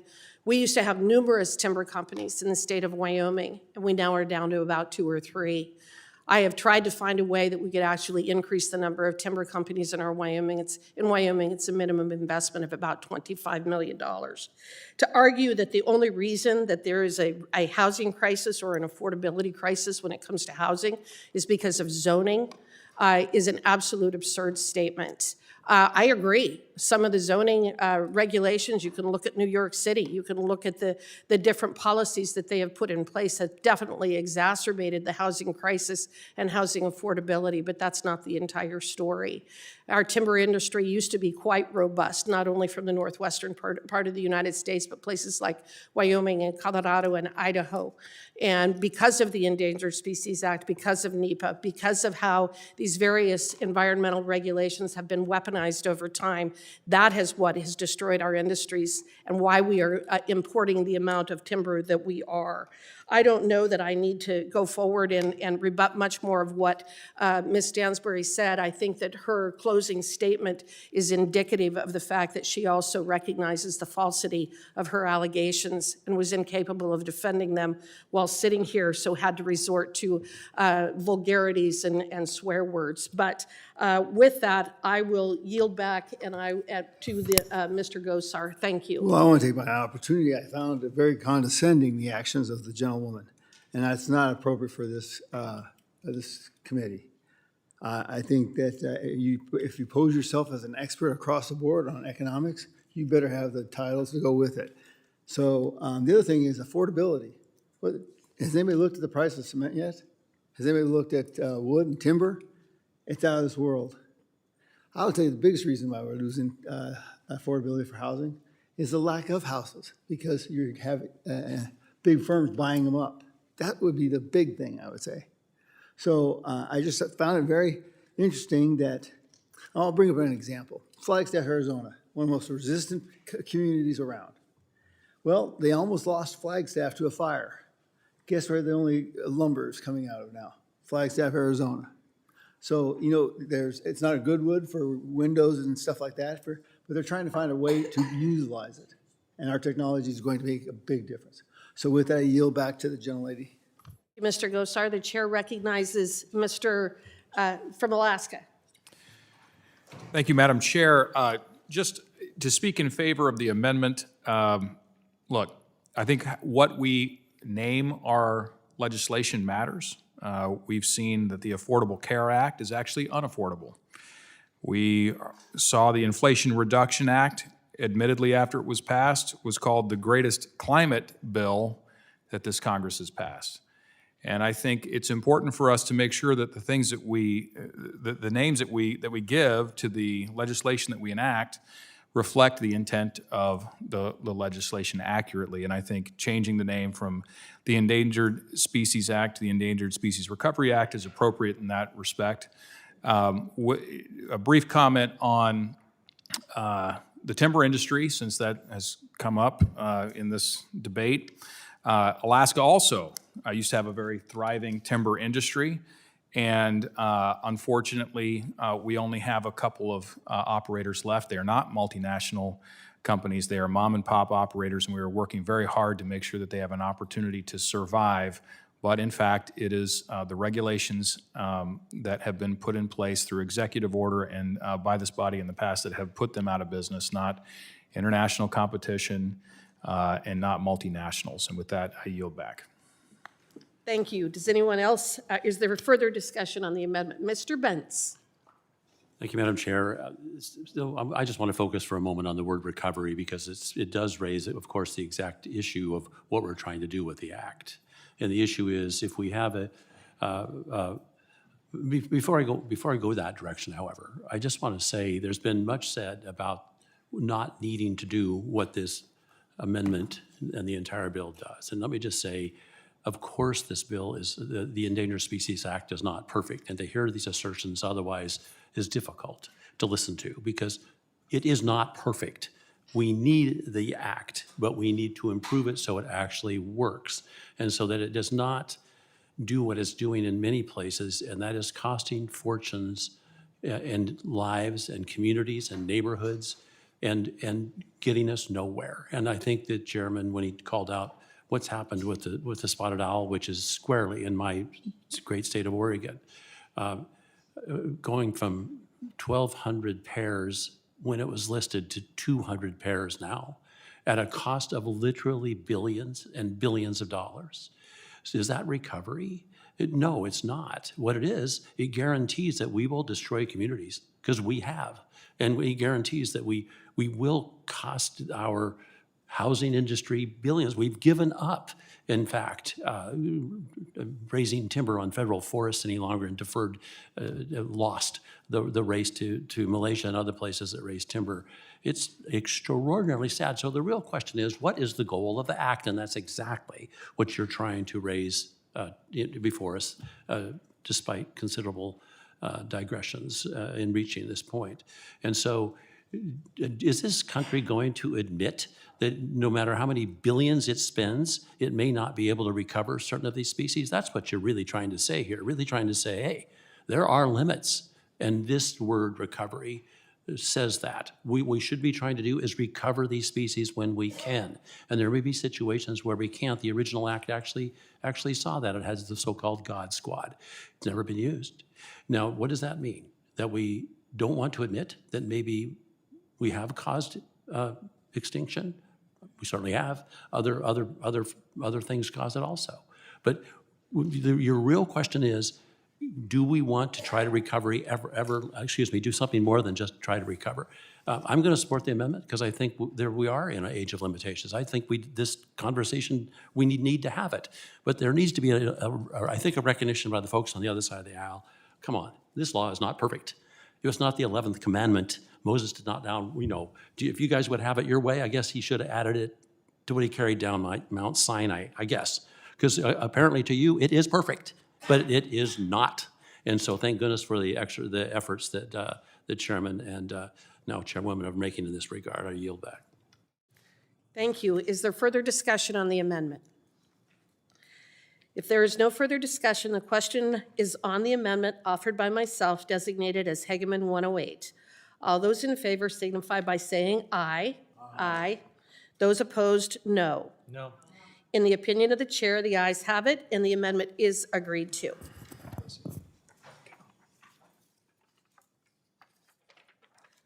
Yea and nay. All right. I recognize the gentleman from Arizona, Mr. Gosar, for the purpose of offering an amendment designated Gosar 070. Without objection, the amendment is considered read. Thank you, Madam Chair. Since its enactment, the intent of the Endangered Species Act of 1973 has quickly shifted from conservation to never-ending roadblocks against the multiple-use doctrine. It has been weaponized by radical eco-terrorists to overregulate local communities and private landowners through judicial activism. H.R. 1897, the ESA Amendment Act, puts an end to these abuses and restores common sense recovery efforts with transparent goals for all stakeholders to see and gain. This means less red tape, financial burdens on industry, and a greater focus on the science-based evidence. Local ranchers and foresters know their communities' unique ecosystems better than white-collar bureaucrats back here in D.C. It's about time folks here in D.C. start listening. I think the chairman,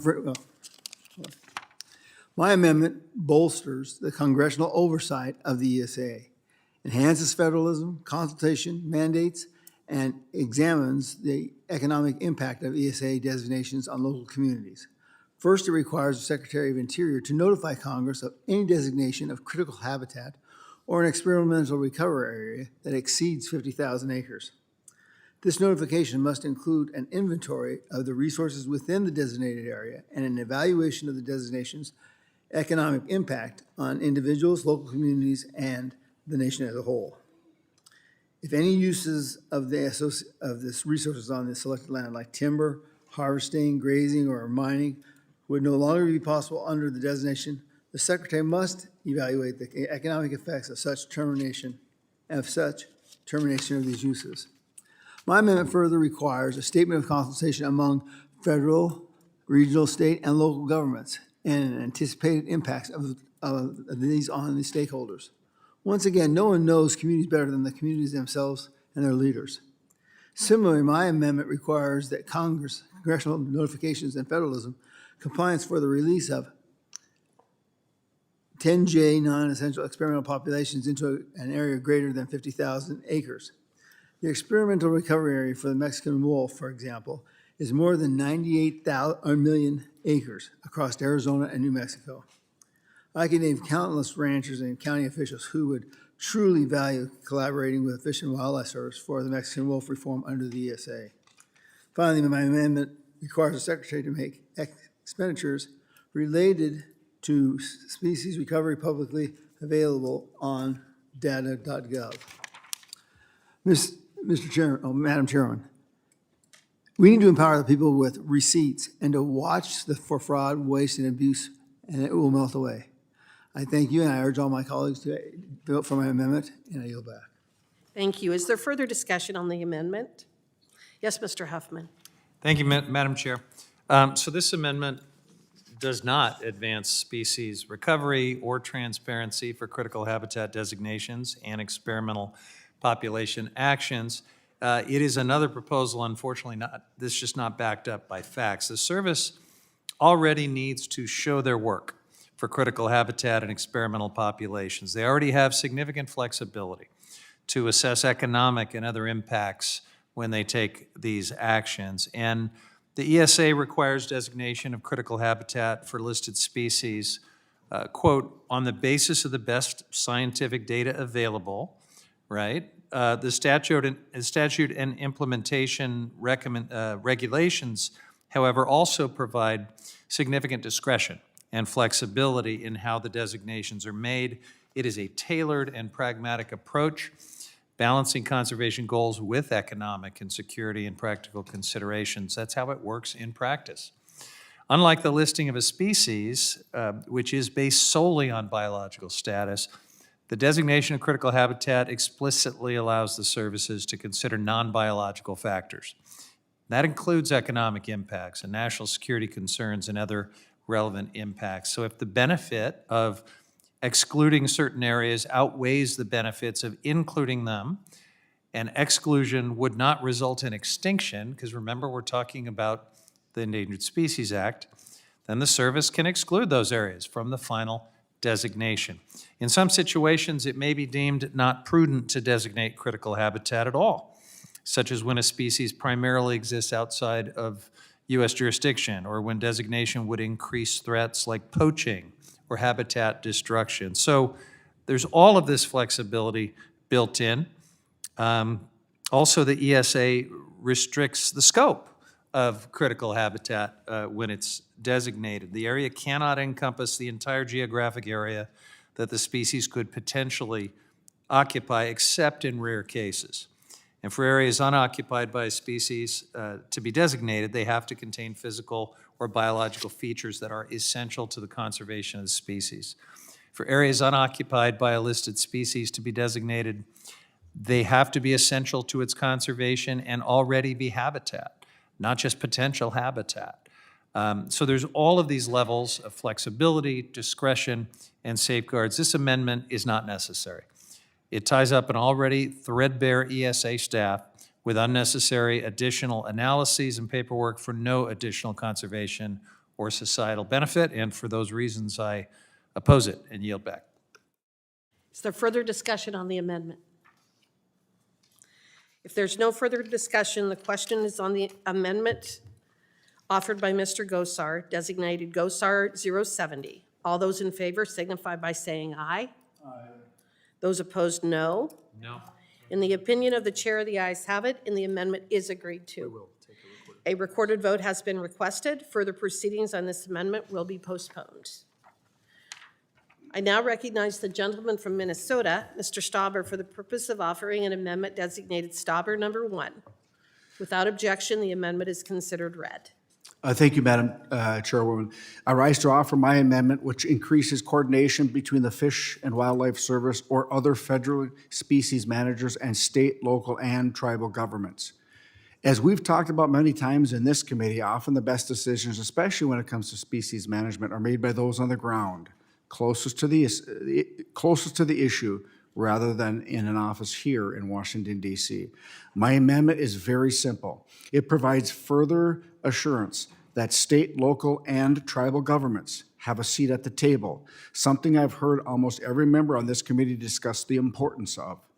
This amendment specifically does two things. Ensures that local actions are taken into account when considering the environmental baseline used to make decisions under the ESA, and ensures the Fish and Wildlife Service or other federal species managers are coordinating with state, local, and tribal governments when analyzing the impacts and benefits of making a determination as to whether a species should be listed as threatened or endangered under the ESA.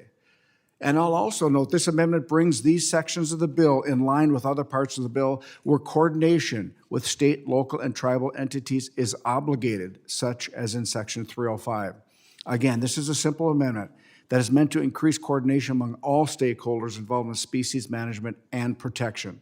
It's something I believe we can all agree will lead to better species management decisions. I urge all my colleagues to support this amendment, and I yield back. Is there further discussion on the amendment? Yes, Mr. Huffman. Thank you, Madam Chair. This amendment addresses provisions in the bill that inappropriately insert economic considerations into what is supposed to be a purely scientific determination, and that is whether a species gets listed under the ESA. These provisions would require economic factors to be weighed in listing decisions for threatened species in Section 301, and it would mandate the publication of economic analysis with every final rulemaking under the law, including all listing decisions in Sections 304 and 405. This is a huge departure from the way the ESA was written, the way it has always worked. The ESA itself is clear that listing or delisting should be made without reference to possible economic or other impacts. The understanding is grounded in the plain text of the law. It's been backed up by judicial interpretation of the ESA, well understood by the public for decades. Now, there is a place for economic considerations under the ESA. We just talked about it, one example, and that is when you're designating critical habitat. But Congress drew a very bright line, a bipartisan Congress drew a very bright line for listing decisions, and that was for a very good reason. So we should always support efforts to hear from voices of affected communities, but the decision to list or delist has to be based on just one thing: the best available science on the condition of the species and its risk of extinction. Otherwise, what are we doing here? Why do we even have an Endangered Species Act? I appreciate that the gentleman's amendment seeks improvements to these existing provisions in the bill, but it would only further entrench a bad policy in the bill. The bill's inappropriate sidelining of the best available science. The underlying provisions shouldn't be in there in the first place. And for that reason, I oppose the amendment and yield back. Is there any further discussion on the amendment? If there is no further discussion, the question is on the amendment offered by Mr. Stauber, designated Stauber number 1. All those in favor signify by saying aye. Aye. Those opposed, no. No. In the opinion of the chair, the ayes have it, and the amendment is agreed to. I now recognize Ranking Member Huffman for the purpose of offering an amendment designated Huffman number 1. Without objection, the amendment is considered read. Thank you, Madam Chair. When there was an announcement a few years ago about a Republican working group on the Endangered Species Act, I took Chairman Westerman up on the offer to join that group and hoped that it would start a new, fresh conversation about how the ESA has delivered conservation and recovery outcomes and what is needed to do better so that we could reauthorize the ESA and make it work even better going forward. I was interested in that. Unfortunately, the work of that process devolved into the same old stuff, the same old industry-driven proposals that we have seen in one form or another, certainly as long as I've been in Congress, probably since the dawn of time. There's never anything new. This bill before us today is not going to make the ESA more effective.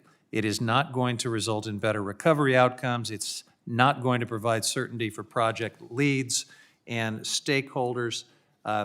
It is time that we chart a different course because this is just the same old stuff. Congress hasn't reauthorized the ESA in decades, and there is so much more science, information, and tools that we now have available to us. We know a lot more about how climate change, drought, and land use are shifting species and reducing their habitat in many cases. New technologies are available to detect species and to reduce uncertainty in management decisions. Industries have also modernized their methods to reduce unnecessary impacts on wildlife. So why are we considering a bill that takes us backward with all of these old industry wish list items? We need a bold, bipartisan vision, forward-looking vision that is centered on stopping extinction and, we agree on this part, I do believe, recovering species. We need to hear from tribes, from ESA practitioners, wildlife biologists, sportsmen, state wildlife managers, tech companies, anyone else working to recover threatened and endangered species, and we need an unbiased analysis of what factors help drive species recovery. We need an assessment of what truly incentivizes conservation actions to drive recovery, and we need to talk about investments, both how we can save money and how we can leverage additional necessary funding for all of this critical work. We need permitting offices to work efficiently, interagency consultations to run smoothly. We need to make sure that tribes and states are fully equipped to manage and recover these species. We should consider how better use of our vast public lands and water resources to deliver conservation outcomes that benefit wildlife and neighboring communities can help with the ESA. American people overwhelmingly support this law. That gets lost sometimes in this politicized debate. More than 4 in 5 Americans support the ESA. cutting across party lines and cutting across every congressional district. No one wants to see a species go extinct. But this bill before us undermines the effectiveness of this iconic and very popular law. It increases the risk of extinction for many species. So, my amendment. This amendment would replace the bill's text with language authorizing a blue ribbon commission to undertake the difficult work of exploring these and other questions to get it right. This panel would be bipartisan. It would have participants from across political, scientific, and stakeholder perspectives. It does the work that so desperately needs to be done because, again, many of us, on both parties, I think, want to see innovative conservation and recovery solutions. We want to encourage conversations about reauthoring the ESA, reauthorizing it. And as long as it actually remains science forward and inclusive of all perspectives, we should be able to do that. Let's take the time to do this in a thoughtful way and get it right, because if we rush forward with a bill like this that bypasses all of that hard work and just takes a shortcut to an industry wish list, we're not helping endangered species and we're missing an opportunity. So I encourage a yes vote on this amendment and yield back. Is there further discussion on the amendment? I will recognize myself. While I appreciate Mr. Huffman's agreement that the ESA is broken and in need of reform, I oppose this amendment. It guts the underlying bill and replaces it with an unnecessary and toothless congressional commission. The bill we are considering has received copious and thoughtful input from diverse groups, including state wildlife agencies, landowners, hunting and fishing organizations, commercial fishing operators, and local water agencies, just to name a few. This committee has worked for decades to reform the ESA, and we will continue to do so. As always, I welcome Mr. Huffman and my other Democratic colleagues to join me in that effort by supporting the ESA Amendments Act. I urge opposition to the amendment, and I yield back.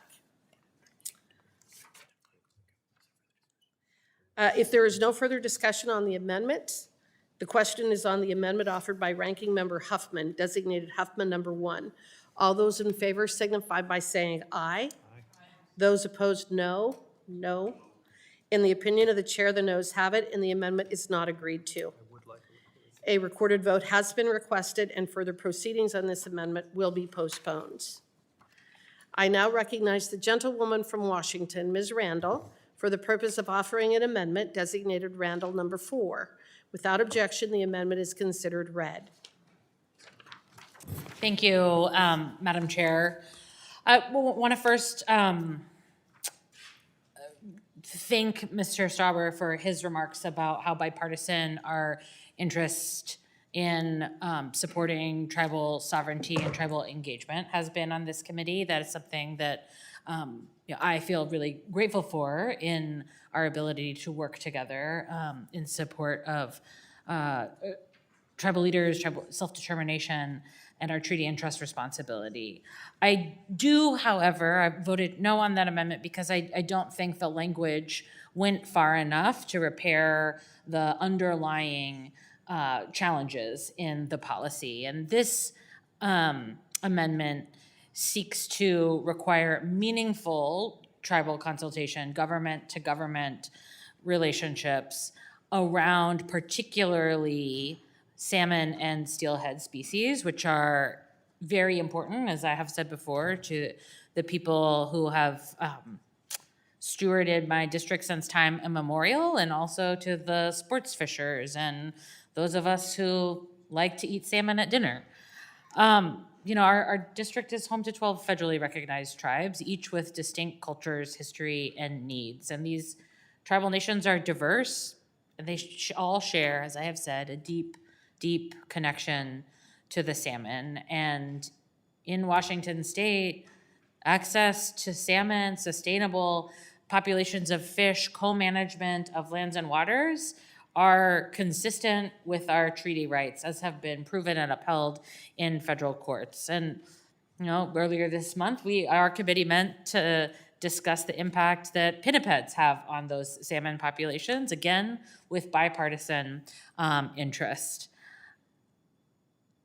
But we can't oversimplify the problems that salmon are facing by placing the blame on a single factor and simultaneously weakening federal protections for ESA-listed species of salmon. Discussions about delisting these species should be rooted in the best available science and data, not political strategy. And meaningful tribal consultation pertaining to delisting of any species is essential. I don't believe that we should even contemplate moving forward without meaningful consultation, not coordination, not checking a box, but face-to-face, meaningful tribal consultation in a government-to-government relationship. This amendment doesn't create new obligations. It simply reinforces the longstanding requirements for tribes to be consulted when it comes to salmon or steelhead. And so I urge my colleagues to support this amendment. I think it is in line with our broad interest in upholding tribal sovereignty and in upholding our treaty and trust responsibilities. And I'm also eager to support my colleague from Arizona, Ms. Grijalva's policy to create broader safeguards for tribal consultations. But this amendment about salmon and steelhead, about the origins of the peoples and the Olympic Peninsula, and about the future of our ability to live and to practice these traditional harvesting methods and to build an economy that is reflective of the great diversity of our community is so important. So I hope that I can count on all of your support, and I yield back. Is there further discussion on the amendment? Yes, Mr. Huffman. Thank you, Madam Chair. I strongly support this amendment, and I think that the gentlelady from Washington makes a very important point. Right now, meaningful tribal consultation is not happening. If you want one of many examples, the Trump administration just arbitrarily and abruptly walked away from an agreement to recover Columbia River Basin salmon that had been carefully worked out with tribes and other stakeholders over a period of many, many years. And, tribes read about that in the paper. That's the level of respect that they're getting for their treaty rights and for their sovereignty right now in too many cases. So under Chair Westerman's bill and under the administration's current policies, meaningful consultation is essentially treated as optional.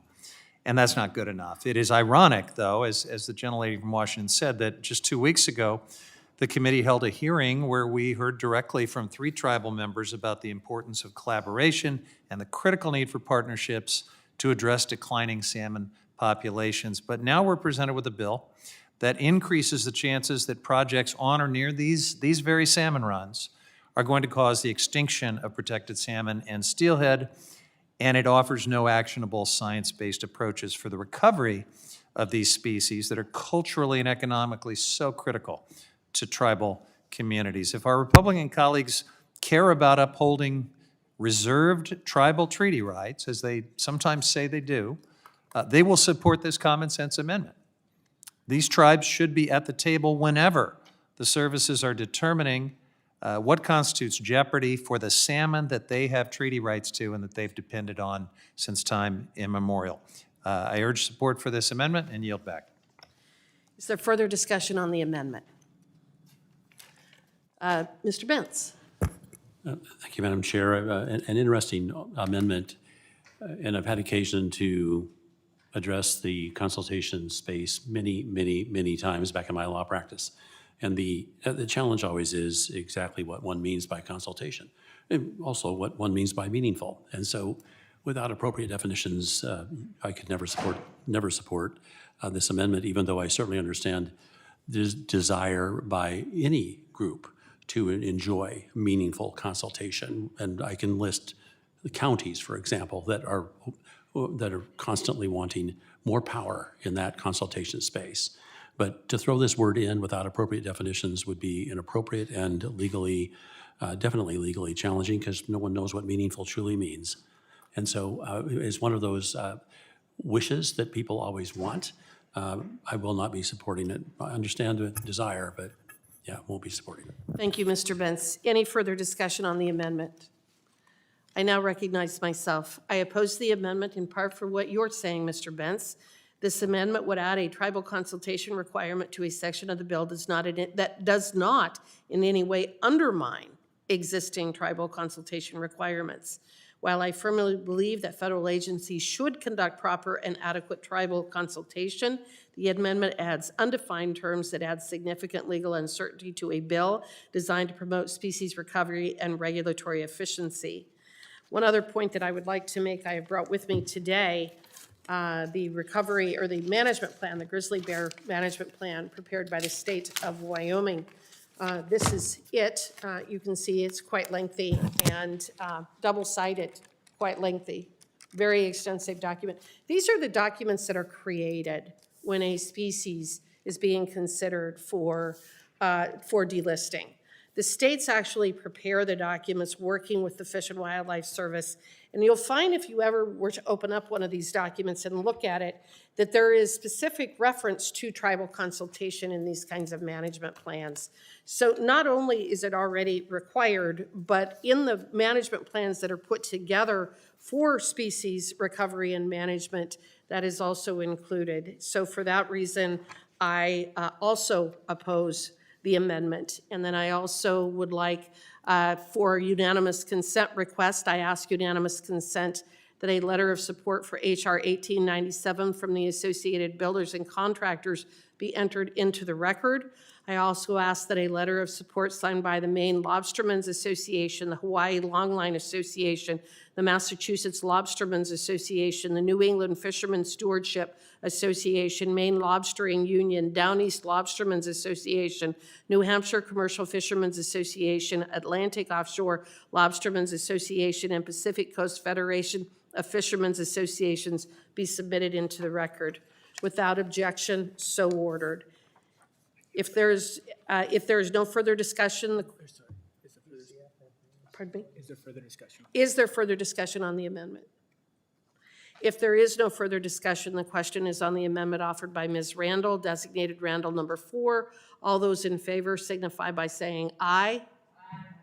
Those opposed, no. No. In the opinion of the chair, the noes have it, and the amendment is not agreed to. A recorded vote has been requested. Further proceedings on this amendment will be postponed. I now recognize the gentleman from California, Mr. Gray, for the purpose of offering an amendment designated Gray 019. Without objection, the amendment is considered read. Thank you, Madam Chair. California's Central Valley produces over 59 billion in agricultural output each year. This accounts approximately for 1 in every 4 bites of food consumed by Americans daily. In the 5 counties I represent, crops have an estimated value of nearly 22 billion annually. The federal government has frankly failed its responsibility to ensure water supply in our region in order to feed the nation. In fact, the last president to make a significant investment in California water was JFK. That is why I introduced the End the California Water Crisis legislative package, which would expand California's water storage capacity to develop and maintain water infrastructure projects. When I speak to farmers and water users in my district, they all wonder the same thing. How long will overregulation on environmental quality continue until we acknowledge the serious harm this is having on our regional economy? Every season, our region endures uncertainty in water deliveries due to overregulation in a patchwork of state and federal laws that don't work well together. It's not balanced water management. Ensuring reliable water deliveries would allow farmers to plan with greater certainty and avoid production losses. That's why earlier this year, I introduced H.R. 3845, the Valley Water Protection Act, to address state and federal overreach on farmers' access to water. My amendment, which models that bill, would amend the ESA to protect impacted farmers from national security threats or regional economic harm related to ESA listing enforcement activity. Specifically, this amendment would allow access to the exemption process where a reasonable and prudent alternative to a proposed agency action may impair national security or regional economic impacts. Ensuring species protections and reliable water are not mutually exclusive in our region. People always want to use partisan talking points between the environment or water usage, but it just simply isn't the case. Collaborations between local agencies, state and federal government, and environmental organizations deliver real results on habitat, on flow, on accountability. Policy should be made looking at the whole and complete picture. It is a national security risk if we can't feed Americans. I want to thank the chairman for his commitment to work on ESA reform, and I hope my colleagues can support my amendment. Thank you, Mr. Chair. I yield back. Gentleman yields back. Is there further discussion on the amendment? Mr. Huffman, you're recognized. I thank the chair, and I do appreciate my colleagues' engagement on water issues and the very real challenges that face communities that depend on reliable water supplies. These challenges are serious. They deserve thoughtful, durable solutions. The point is well taken that we need to invest more in Western water infrastructure, California in particular, but I will politely push back a little that we haven't done anything since JFK, because I think that the $8.7 billion that Democrats and President Biden put into the Infrastructure Investment and Jobs Act for Western water infrastructure, plus another $2 billion for tribal water rights, which benefits water supply reliability in California and other Western states, was a very big deal. The biggest single federal investment in Western water infrastructure we've ever seen in a single piece of legislation. There's always more we can do, but I don't want to sell short those pretty significant, and I've talked to water managers about how meaningful that was. We will keep working on doing more, but that was really impactful and significant. Now, to this amendment, it does not simply address water management. That's one of the concerns that I have. It would make sweeping nationwide changes to the provisions in the ESA that make sure federal agencies, federal actions are not pushing imperiled species to extinction. The ESA already includes an extraordinary last resort mechanism called the God Squad. It allows a cabinet-level committee to authorize a project to move forward even when it's likely to jeopardize a species' continued existence. In other words, if after going through the consultation process, there's no way to avoid pushing a species closer to extinction, the God Squad can say, go ahead and do it anyway.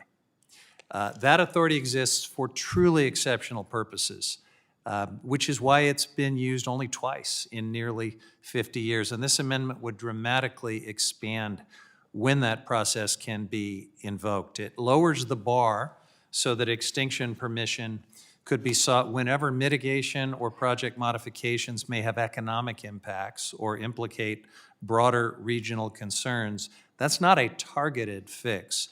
That turns what has always been a rare and extraordinary tool into a far more routine object. This is also a fairness problem. Conservation only works when responsibility is shared, but under this amendment's approach, one project could be allowed to cause unlimited harm while everyone else on the river, farmers, tribes, fishermen, downstream communities, are forced to reduce their take even further to compensate. You end up with a system where one actor gets a free pass and everyone else gets to pay the price. So we should ask ourselves, why would we want to create a system where a single project becomes the one that everyone knows is killing all the fish? Why would a project applicant wish to deal with that political firestorm of pushing a fish population to extinction? And finally, expanding the cabinet-level authority over extinction decisions, as this amendment intends, would enable politicization of what should always be a science-based and very rare, carefully constrained judgment. If Congress normalizes extinction as a management option, it will be much easier for future administrations to use the authority broadly, aggressively, and way beyond the context of just water projects. So we all want to see solutions that balance project development with environmental responsibility. I think Turning extinction into a routine trade-off is not the answer, and for that reason, I urge a no vote and yield back. Gentleman yields back. Is there further discussion on the amendment? I recognize myself. I do support this amendment. It's simple, and we're not reinventing the wheel. Review by the Endangered Species Committee is an important tool that Congress included in the original statute so that projects of national significance can move forward if there are no reasonable and prudent alternatives available to avoid jeopardizing the listed species. But using this process has proven nearly impossible. Those seeking to advance a project are routinely voluntold to change proposed projects, often leading to significant negative impacts on the project's economics and effectiveness. Mr. Gray's amendment remedies this problem while also retaining the necessary safeguards to protect ESA-listed species included in the ESA committee process. Again, I support the amendment, and I yield back my time. Is there further discussion on the amendment? There's no further discussion. The question on the amendment offered by Mr. Gray, designated Gray 19. All those in favor signify by saying aye. Aye. Those opposed, no. No. The opinion of the chair, the ayes have it. The amendment is agreed to. I recognize the gentlewoman from Arizona, Ms. Grijalva, for the purpose of offering an amendment designated Grijalva number 2. Without objection, the amendment is considered read. Thank you, Mr. Chairman and Ranking Member. The Endangered Species Act plays a major role in wildlife management across the country, including on tribal lands and for species that tribes have cultural subsistence and treaty-based ties to. Tribes have been managing, conserving, and recovering wildlife for centuries or longer, and they are essential partners with federal government for stewarding our nation's wildlife. Yet despite this reality, the ESA does not explicitly reference tribes, and the underlying bill does nothing to address that gap. This legislation before us today fails, once again, to provide that authority and flexibility to tribes. Instead, this bill erodes the science and definitions that hold the Fish and Wildlife Service and the National Marine Fisheries Service accountable for making decisions and engaging in the interagency consultation. My amendment makes clear that when the Secretary undertakes rulemakings or federal actions under this legislation, tribal governments must be meaningfully consulted. This is especially important at a time when tribes have expressed deep frustration about being sidelined from decisions that directly affect species on their lands and the exercise of their treaty rights. Tribal nations are sovereign governments with generations of expertise in stewardship and conservation, and excluding them from these conversations undermines both trust and effective wildlife management. Meaningful tribal consultation should be the floor, not the ceiling, for federal action that affects tribal lands, resources, and rights.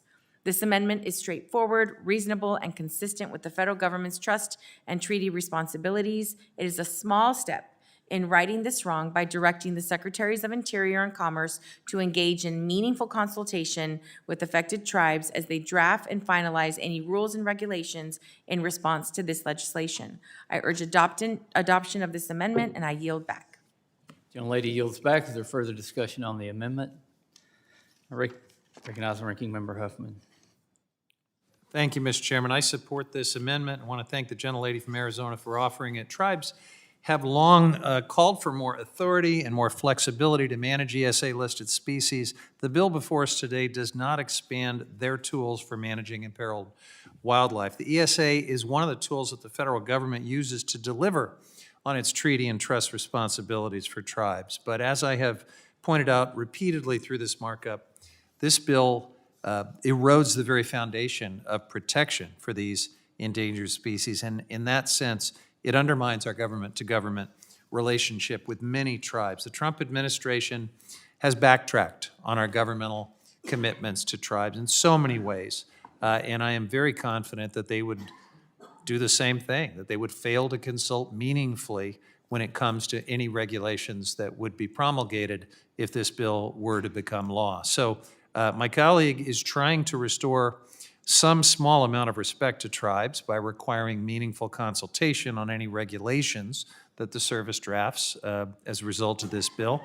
That seems like something all of us should be willing to support if we care about tribal sovereignty, self-determination, and honoring government-to-government responsibilities. With that, I yield back. Gentleman yields back. Mr. Gosar, you're recognized. Yeah, part of federalism, to the gentlelady from New Mexico, or from Arizona, is small towns. Small towns haven't had any consultation, so local entities have to have that. So I think it's really implied in regards to that. If not, then I'm still against this bill unless it has that federal aspect of consultation all the way across the board. It's not just tribes, it has to be, everybody has to be able to chime in federalism. Yield back. Gentleman yields back. Is there further discussion on the amendment? I recognize myself. I oppose the amendment, as the amendment would add a tribal consultation requirement to a section of the bill. However, the bill does not in any way undermine existing tribal consultation requirements. While I firmly believe that federal agencies should conduct proper and adequate tribal consultation, the amendment adds undefined terms that add significant legal uncertainty to a bill designed to promote species recovery and regulatory efficiency. The amendment is duplicative and unnecessary. I urge opposition to the amendment, and I yield back. Is there further discussion on the amendment? If there's no further discussion, the question is on the amendment offered by Ms. Grijalva, designated Grijalva number 2. All those in favor signify by saying aye. Aye. Those opposed, no. The opinion of the chair, the noes have it. A recorded vote has been requested. Further proceedings on this amendment will be postponed. Recognize the gentlewoman from Michigan, Ms. Dingle, for the purpose of offering an amendment designated Dingle number 5. Without objection, the amendment is considered read. Thank you, Mr. Chairman. Today, we are witnessing an extinction crisis unprecedented in human history, with 1 million species at risk of disappearing forever in the coming decades. While extinction is irreversible, it's not inevitable. We can take action to stem the decline of our imperiled species, the American national heritage that they represent, and the services that they contribute to the ecosystems we share. As a co-chair of the Endangered Species Act caucus, protecting our nation's wildlife is one of my top priorities.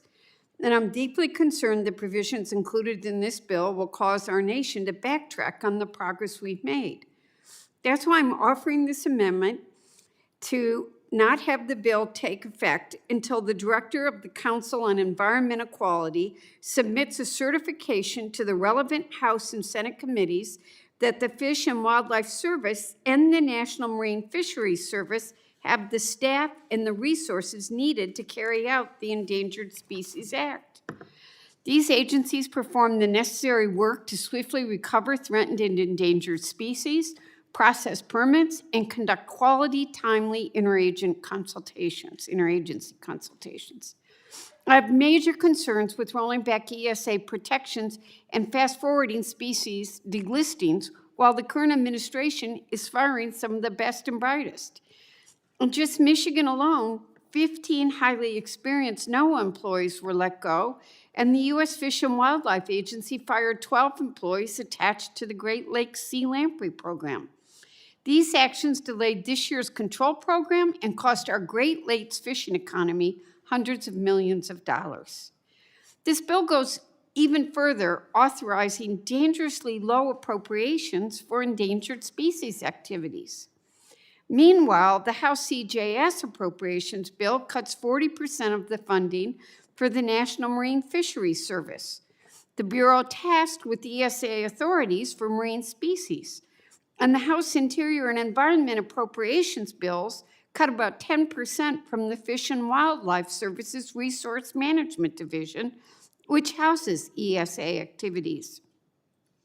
My amendment ensures that the bill's provisions cannot go into effect while these agencies are struggling with chronic underfunding and the recent staffing cuts. What I'm worried about is that these proposed changes in the ESA amendments will only lead to species extinction, not species recovery. We need to work together to pass lasting investments in species recoveries. You know, since 1970, we've lost nearly 3 billion, not million, birds. And in the last decade, we've not seen over 126 species of birds have not been cited, just birds, species. We need to work together. I've said this before and I'll say it again. I'm ready to work across the aisle to address the biodiversity crisis in a bipartisan manner. The ESA continues to receive strong bipartisan support from the American people. The most recent polling shows that 80 to 90% of Americans support the ESA and its full funding to protect species from going extinct. I want to remind my colleagues that for over 50 years, ESA has protected and brought back many of our beloved species from the brink of extinction. It's had a 99% success rate. We must maintain these strong protections to continue its success and work in a bipartisan manner to start addressing conservation early. Look, I feel particularly strong about this bill and NEPA because John Dingell wrote it. And he wrote it, quite frankly, hunting and fishing in many of the states of the members across the aisle because he saw these species disappearing. We got to work together. There are things. It's not, I'm the first to say it's not the 10 Commandments. He didn't bring down the 10 Commandments, and things need to change. But let's work together. Let's protect these species. So that's why I'm leading this amendment to ensure that the Fish and Wildlife Service and the National Marine Fisheries Service have the staff and the resources they need to take early prevention-focused actions to protect our nation's wildlife. And then we'll save money, too. I urge my colleagues to support this amendment and yield back. Gentlelady yields back. Is there further discussion on the amendment? Mr. Huffman, you're recognized. Thank you, Mr. Chair. First of all, anyone who has seen Mel Brooks' History of the World knows that there were 15 commandments, and one of the tablets was dropped and shattered. We don't know if the Endangered Species Act was on that lost third tablet, so let's not presume anything in this debate here at the committee. In all seriousness, I do support the gentlelady's very straightforward amendment, as straightforward as it gets, really, because when it comes to improving outcomes for threatened and endangered species, you just can't get there unless you have enough people on the ground and if you don't have enough funding to do the work. And so we need to be honest about what is happening, the context for this conversation about the ESA. You cannot claim to care about fixing the ESA while you are simultaneously gutting the very agencies responsible for implementing it. But that is exactly what is happening with the President's egregious budget request and the House Republican appropriation marks. Under the administration's proposal, funding of the Fish and Wildlife Service is cut roughly 32%, which would devastate an agency that's already understaffed and already under-resourced, an agency that is critical in this whole space with the ESA. They manage federal trust species. They do the work supporting states, territories, and tribes on wildlife conservation. And somehow at the same time, there's a proposal floating around to shift marine species over from NOAA to this agency, piling even more responsibility on the Fish and Wildlife Service while House Republicans allow it to be actively stripped of staff and funding. That is not reform. That is not wildlife conservation. It is chaos. It is setting wildlife up to fail.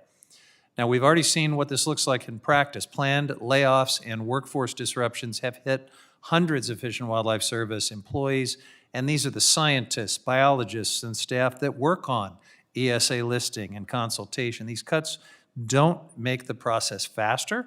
They increase delays. They increase litigation risk and increase cost, the very things our friends across the aisle say they care about. The situation at NOAA Fisheries is just as dire, if not worse. The House CJS bill slashes nearly 40% of funding for the National Marine Fisheries Service, which is almost half the budget for an agency that already struggles to meet statutory obligations because they don't have enough staff and resources. Nearly 30% of NMFS staff were targeted for cuts, severely reducing capacity, particularly in regions like Alaska, where fisheries management is critical to local economies. They are running on a skeleton crew. Funding for species recovery grants, habitat conservation and restoration, the core tools that make the ESA work, has been hollowed out in the past year. So let's be clear. You can't do all of this to decimate and starve these agencies of the resources that they need to carry out their obligation under the ESA, and then sit here and say the ESA is not working. Who do you think you're kidding? This amendment doesn't rewrite the law. It doesn't add red tape. It simply says that before the changes in this bill would take effect, the agencies that we're talking about here that have to implement the law will have the staffing and the funding resources they need to do their jobs. That's common sense. I support the amendment and yield back. Gentleman yields back. Is there further discussion on the amendment? I recognize myself for 5 minutes, and although I appreciate the gentlelady's compassion and concern about the ESA, and also appreciate her Christmas spirit in sending over some delicious chocolates from Michigan to my office, I'm still going to have to oppose your amendment today. The amendment would delay the bill's implementation until the Council on Environmental Quality certifies to 5 House and Senate committees that staffing levels across various agencies are adequate to administer the ESA efficiently.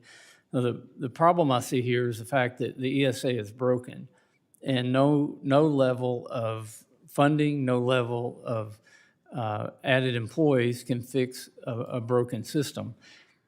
I think we should fix the problem and then look and see if the funding and the staffing are at appropriate levels. And I have not heard any complaints from the existing agencies that they are underfunded or understaffed. And I would think since it's their duty to do their job, they would let us know that. This bill actually refocuses the ESA on recovery rather than bureaucracy and litigation. Enacting the bill is the necessary step to recover listed species, expedite permitting, and conduct efficient interagency consultations.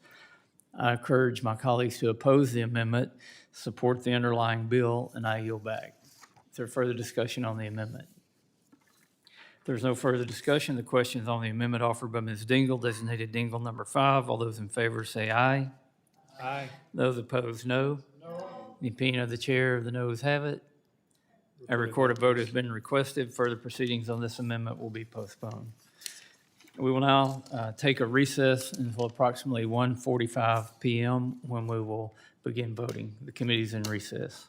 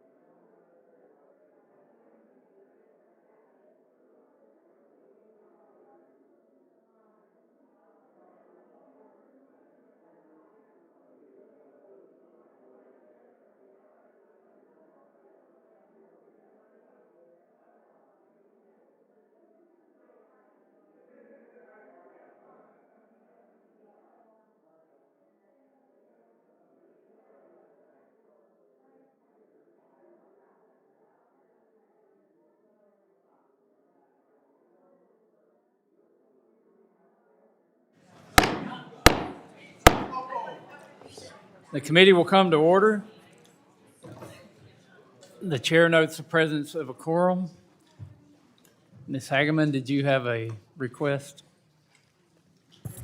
Yes, Mr. Chairman, I just wanted to make a statement related to the unanimous consent.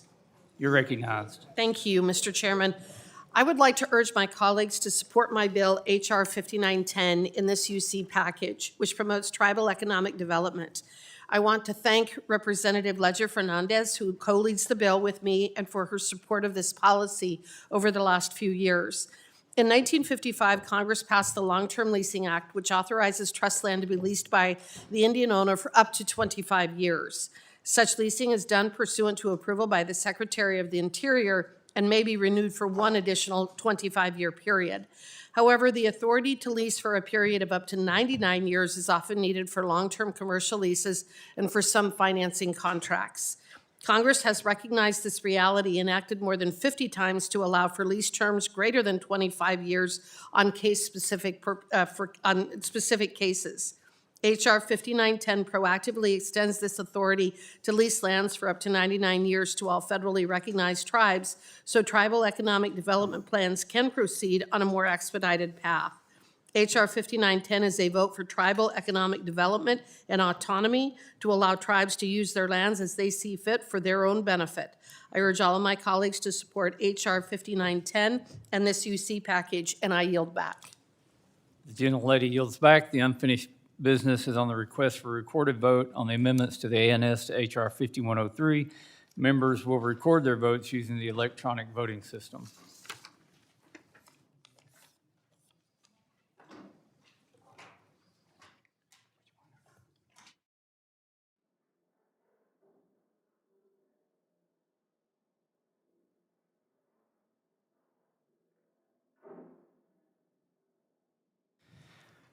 The question is on the amendment to the ANS to H.R. 5103 offered by Ranking Member Huffman, designated Huffman number 2, on which the noes prevail by voice vote. The clerk will open the vote.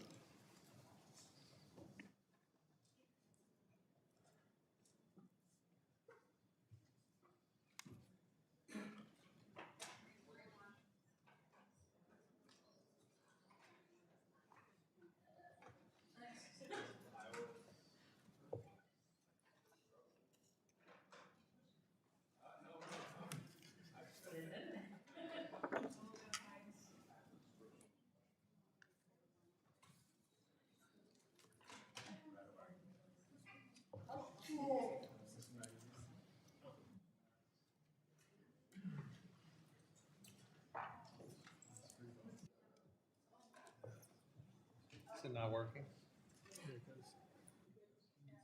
There we go. Okay.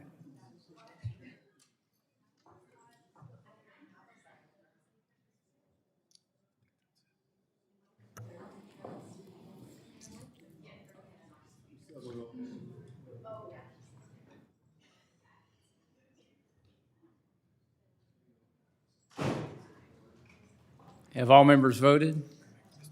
Oh.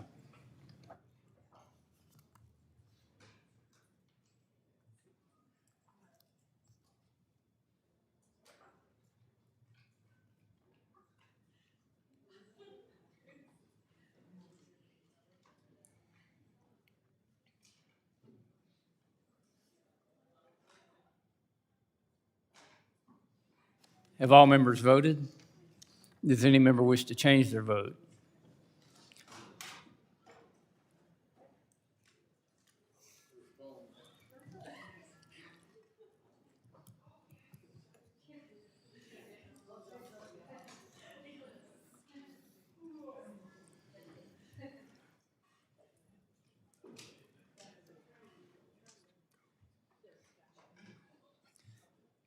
Does any member wish to change their vote?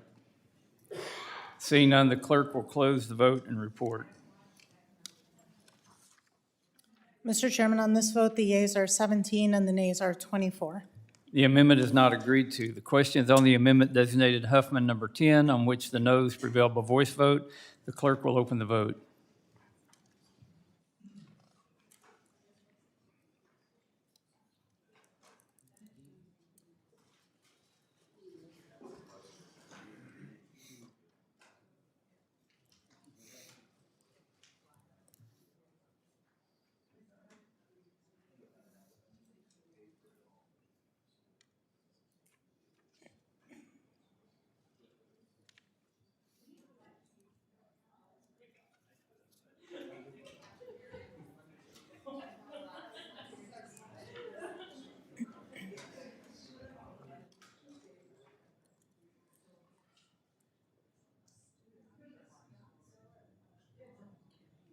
Have all members voted? Does any member wish to change their vote? Seeing none, the clerk will close the vote and report. Mr. Chairman, on this vote, the yeas are 18 and the nays are 24. The amendment is not agreed to. The question now occurs on the amendment in the nature of a substitute to H.R. 5103, offered by myself, designated Westerman 44 ANS. All those in favor signify by saying aye. Those opposed, no. In the opinion of the chair, the ayes have it, and the amendment in the nature of a substitute is adopted. The question now occurs on reporting H.R. 5103 as amended to the House with the recommendation that the bill be favorably approved. All those in favor signify by saying aye. All those opposed, no. In the opinion of the chair, the ayes have it. A recorded vote has been requested. Members will record their vote using the electronic voting system. The clerk will open the vote.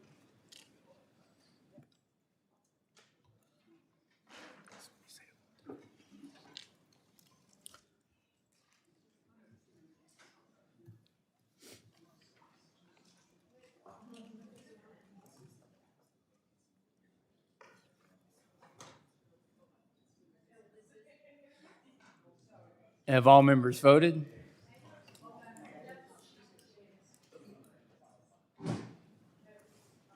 Does any member wish to change their vote? Hearing none, the clerk will close the vote and report. Mr. Chairman, on this vote, the yeas are 26 and the nays are 16. The bill as amended is ordered reported to the House with the recommendation that it be favorably approved. Without objection, the motion to reconsider is laid on the table. Mr. Huffman, you're recognized. Thank you, Mr. Chair. I give notice of my intention to file supplemental, additional, dissenting, or minority views on the measure just considered. I ask unanimous consent that this notice be extended to all measures considered at this markup under House Rule 11, Clause 2L. This notice extends to all members. Without objection, so ordered. The unfinished business is on the request for a recorded vote on amendments to the ANS to HR 1897. The question on the amendment to the ANS to HR 1897 designated GOSAR 70, on which the yeas prevail by voice vote. The clerk will open the vote.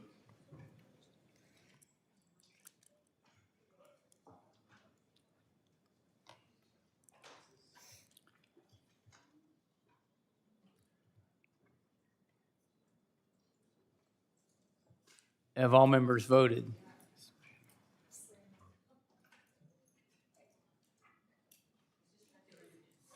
Does any member wish to change their vote? Hearing none, the clerk will close the vote and report.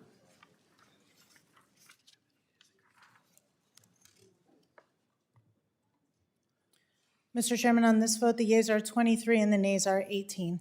The amendment is agreed to. The question is on the amendment to the ANS to HR 1897 offered by Ranking Member Huffman, designated Huffman number 1, on which the noes prevail by voice vote. The clerk will open the vote.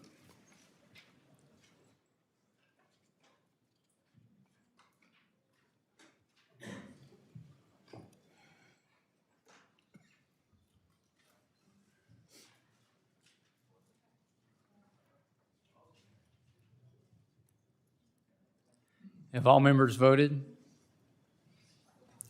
Does any member wish to change their vote? Hearing none, the clerk will close the vote and report. Mr. Chairman, on this vote, the yeas are 16 and the nays are 25. The amendment is not agreed to. The question is on the amendment to the ANS to HR 1897 offered by the gentlewoman from Washington, Ms. Randall, designated Randall number 4, on which the noes prevail by voice vote. The clerk will open the vote.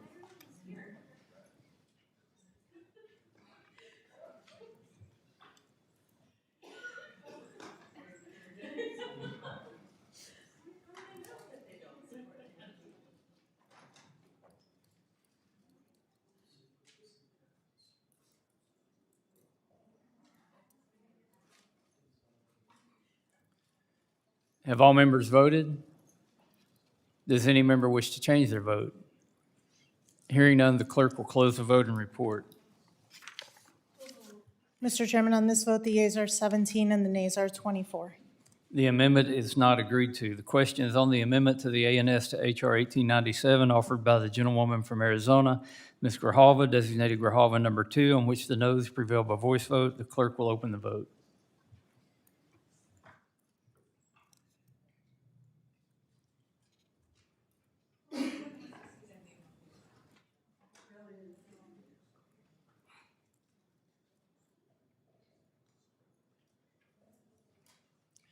Have all members voted? Does any member wish to change their vote? Hearing none, the clerk will close the vote and report. Mr. Chairman, on this vote, the yeas are 17 and the nays are 24. The amendment is not agreed to. The question is on the amendment to the ANS to H.R. 1897 offered by the gentlewoman from Michigan, Ms. Dingle, designated Dingle number 5, on which the noes prevail by voice vote. The clerk will open the vote.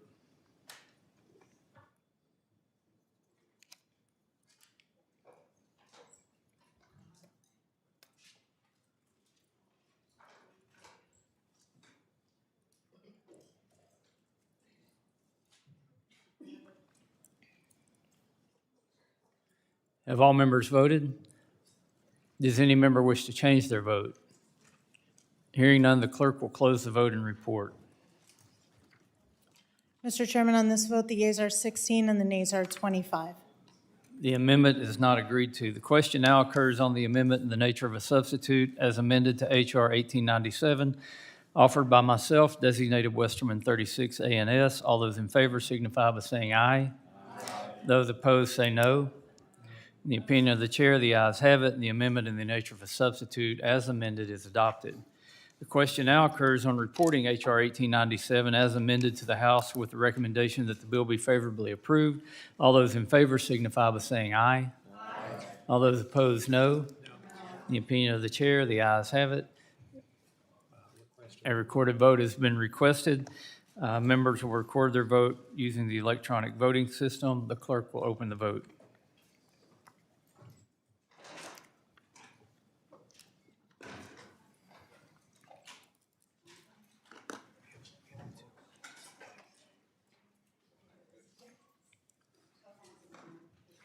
Have all members voted? Does any member wish to change their vote? Hearing none, the clerk will close the vote and report. Mr. Chairman, on this vote, the yeas are 25 and the nays are 16. The bill as amended is ordered reported to the House with the recommendation that it be favorably approved. Without objection, the motion to reconsider is laid on the table. We now turn to the UC package. With the cooperation of Ranking Member Huffman and the other members of the committee, it appears that we have worked out an agreement on 2 bills scheduled for markup today. As we have done before, rather than going through a formal markup process for each of the bills, I will make a single unanimous consent motion to report out the bills favorably with any amendments that have been filed and agreed to. Before we begin, does any member seek time to speak on any of the bills in this unanimous consent motion? Mr. Chair. Ms. Ledger-Fernandez? Thank you, Mr. Chair, and mil gracias to you and Ranking Member Huffman for including my bill. The gentlelady will suspend. Oh.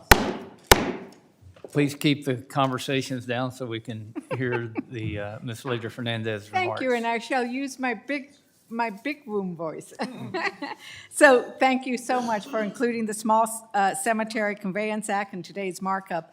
And this is a bipartisan bill that recognizes the sacred nature of the places where we bury our ancestors, where we bury those who we love, and that the communities who have engaged in burying the people they love should be able to access those cemeteries without having to go through all the red tape that happens when those cemeteries happen to be in National Forest Service lands. And this bill comes out of New Mexico, but it is something that I have witnessed when I have been hiking on the East Coast. There are many cemeteries that existed before these lands were taken into the Forest Service or into other public lands. And it is only right that we use the small land conveyance matter to return them to the communities to which they belong. In New Mexico and across the country, we are seeing that the National Forest has these cemeteries. In New Mexico, it happens to be centuries-old land grant communities, and they have to go and seek permission from the federal government just to maintain the cemeteries, to clean them, to bury them anew, to place flowers on the graves of their grandparents and parents. And my bill would allow the Forest Service to transfer small parcels of land that contain these historic cemeteries directly to the communities that know and love them without requiring purchase or exchange for the land. This is a procedure that already exists. We would just make it easier for cemeteries to be included in that procedure. And as I've noticed, pre-Civil War cemeteries, when you're hiking on the Appalachian Trail, I mean, wherever you go in the United States, you're gonna find this. It's a small fix to the Forest Service existing authorities, but priceless to the communities that would benefit.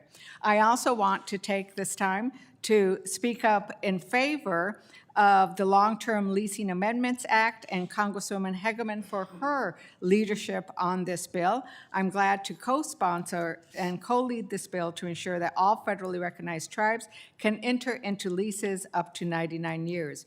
In the Indian and Insular Affairs Committee, over many years, we have held hearings to consider bills that help one tribe at a time. Then we take these bills to the floor that help one tribe at a time. And it's about time that we pass this larger fix so that all tribes can enter into long-term leases and pursue economic development, health, and other projects that support their communities without an act of Congress. And with that, Mr. Chairman, I yield back in gratitude. The gentlelady yields back. Does anybody else seek recognition to speak on the UC bill? I recognize myself. Again, before concluding our business today, we do have two important bills that we've worked on with the minority to advance by unanimous consent. I appreciate the work that has gone into reaching a bipartisan consensus on these pieces of legislation. First off, the bill from the Subcommittee on Indian and Insular Affairs, H.R. 5910, offered by Representative Hageman, amends the Long-Term Leasing Act to allow any federally recognized Indian tribe to lease land held in trust for its benefit for a term up to 99 years. The Long-Term Leasing Act, enacted in 1955, generally limits non-grazing leases of trust land to 2 25-year terms for a maximum of 50 years. In practice, those limits do not always align with modern long-term commercial and economic development projects, and as a result, tribes have often been required to seek piecemeal statutory exceptions to secure longer lease terms. H.R. 5910 provides a consistent, forward-looking solution by extending this authority to all tribes, eliminating the need for case-by-case congressional action and supporting tribal self-determination and economic development. I thank Representative Hageman for her work on this important legislation. Also, as we've heard, we're advancing a bill from the Subcommittee on Federal Lands, H.R. 4284, the Small Cemetery Conveyance Act, which amends the Small Tract Act of 1983 to make it easier for the Forest Service to transfer federal land currently or previously used as cemeteries to state and local governments, Indian tribes, and qualified land grant communities. Many historic cemeteries, particularly out west, are located on or near federal lands. However, these cemeteries often run out of space as communities expand over time. Extending the Small Tract Act to allow cemetery conveyances will support rural communities and allow families to be buried with dignity near their loved ones. The bill would also bring about a common sense reduction in the size of the federal estate. I support these bills and yield back. Is there further discussion on the UC bills? Ask unanimous consent that the Subcommittee on Federal Lands be discharged from further consideration of H.R. 4284, Small Cemetery Conveyance Act. Without objection, so ordered. And I ask unanimous consent that the following measures be approved and favorably reported as described to the House of Representatives: H.R. 4284, Small Cemetery Conveyance Act, and H.R. 5910 to authorize leases of up to 99 years for land held in trust for federally recognized Indian tribes. Without objection, so ordered. Without objection, the motions to reconsider are laid upon the table. Ask unanimous consent that the staff be allowed to make any technical and conforming changes to the documents the committee just adopted, subject to approval of the minority. Without objection, so ordered. If there's no further business, the committee stands adjourned.